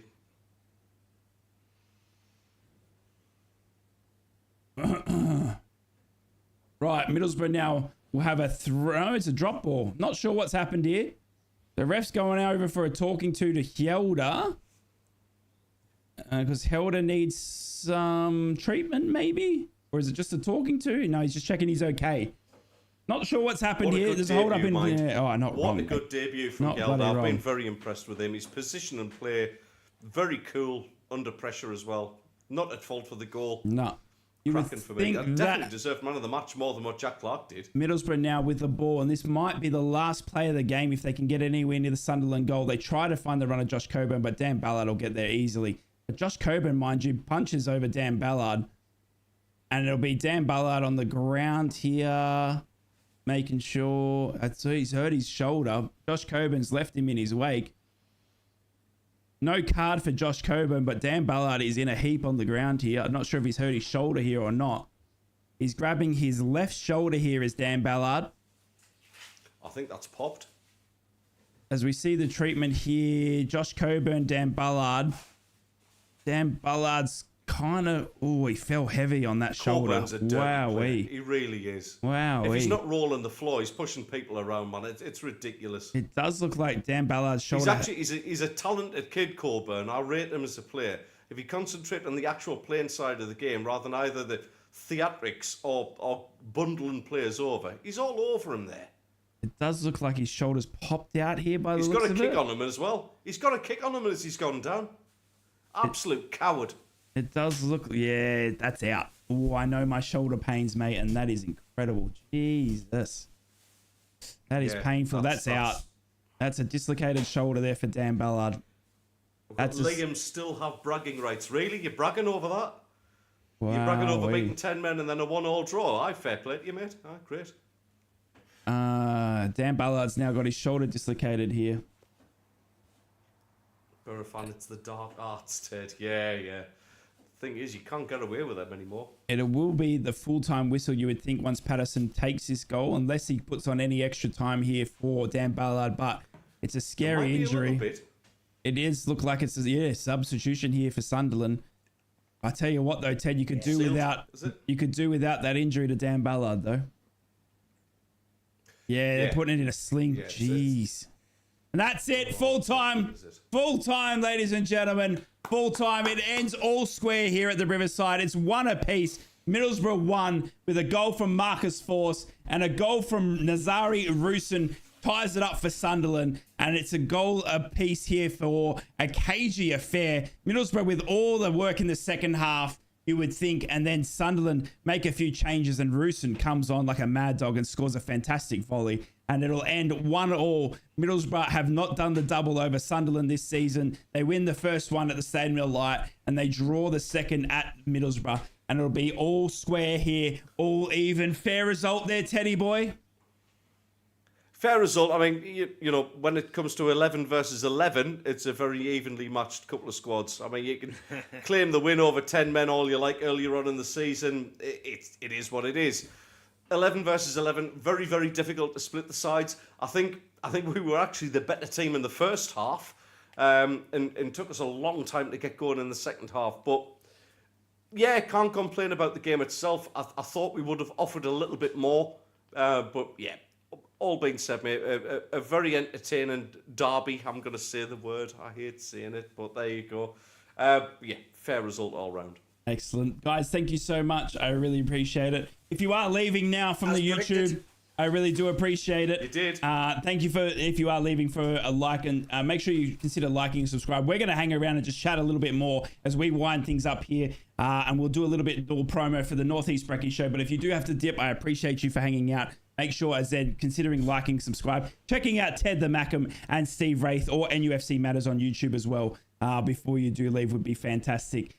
For those that question why I had these lads on, because they're my good mates from the Northeast Brekkie Show, and I couldn't have done today without them. So it's It's my choice. All right, and I loved having them here. Right, Middlesbrough, obviously, Middlesbrough getting a goal up there through a great finish by Marcus Force, turn and volley. What a finish by Marcus Force. It was a silly free kick given away by Dan Neal, if I remember correctly. Middlesbrough then making that count. Great turn and volley by Marcus Force. He flicks it up with his left and then turns and buries it with his right. He does the smiling celebration, which is absolutely incredible. And then obviously Nazari Rusin comes on for you, Ted, and just looks like a mad dog. I don't know why he didn't start with Burstow, obviously scoring last week, but tell you what. He's got to start next game, right? Yeah. He's got to start next game. I think his effort is absolutely fantastic.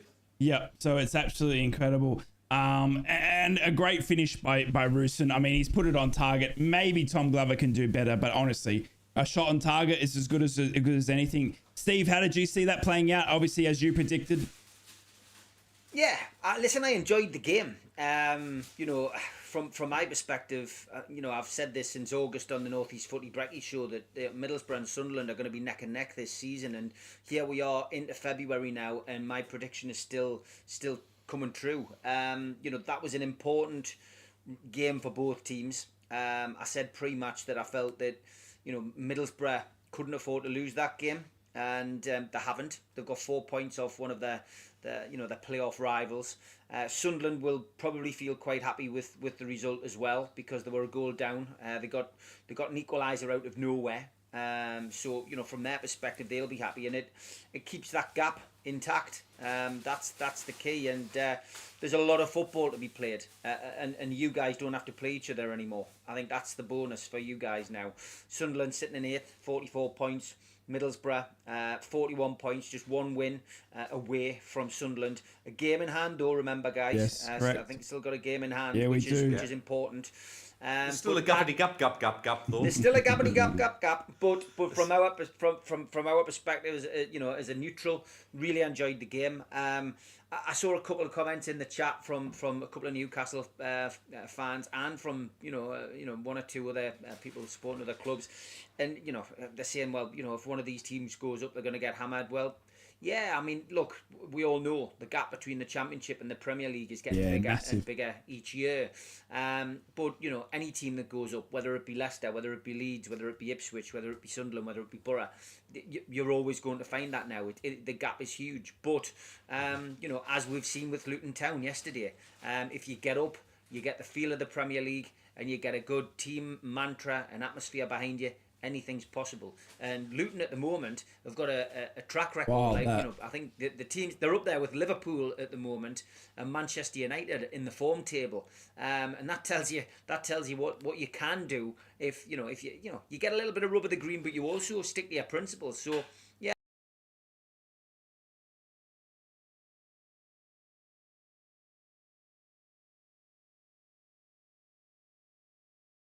Well, I've just lost all audio from the lads here. I'm not sure what's happening. I apologize, but I've lost all audio, and I can see that it's not coming through either here from Steve Wraith. I can see he's still talking. I do apologize here, YouTube audience, but we will leave it there anyway. I've obviously lost Steve Wraith's audio. I apologize. I love each and every one of you guys. Thank you. Yeah, I know, Tom. I don't know what's happened. It's just I've just sort of lost all the audio here. I'm not too sure what's going on. I will endeavor to get it back, but that wraps it up here on YouTube anyway, guys. I love each and every one of you. Thank you from the bottom of my heart for being here. And yeah, I appreciate you. I appreciate you all for being here. Thank you for tuning in.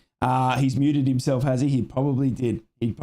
Not too sure what's happened. Apologies for the audio cut off. You can see Steve Wraith obviously still talking. We'll try and get that to you at a later date. Thank you for tuning in. If you are new here, consider liking the stream and consider subscribing. We watch Boro games every time they play. I hope you enjoyed my commentary, my style of watch along. I thank Ted. I thank Steve for joining me today. Thank you all for tuning in. And I will be next time here. I've got Yusuf, Boro fans, a chat with Yusuf coming for you this week. Love each and every one of you. It's bye from me for now.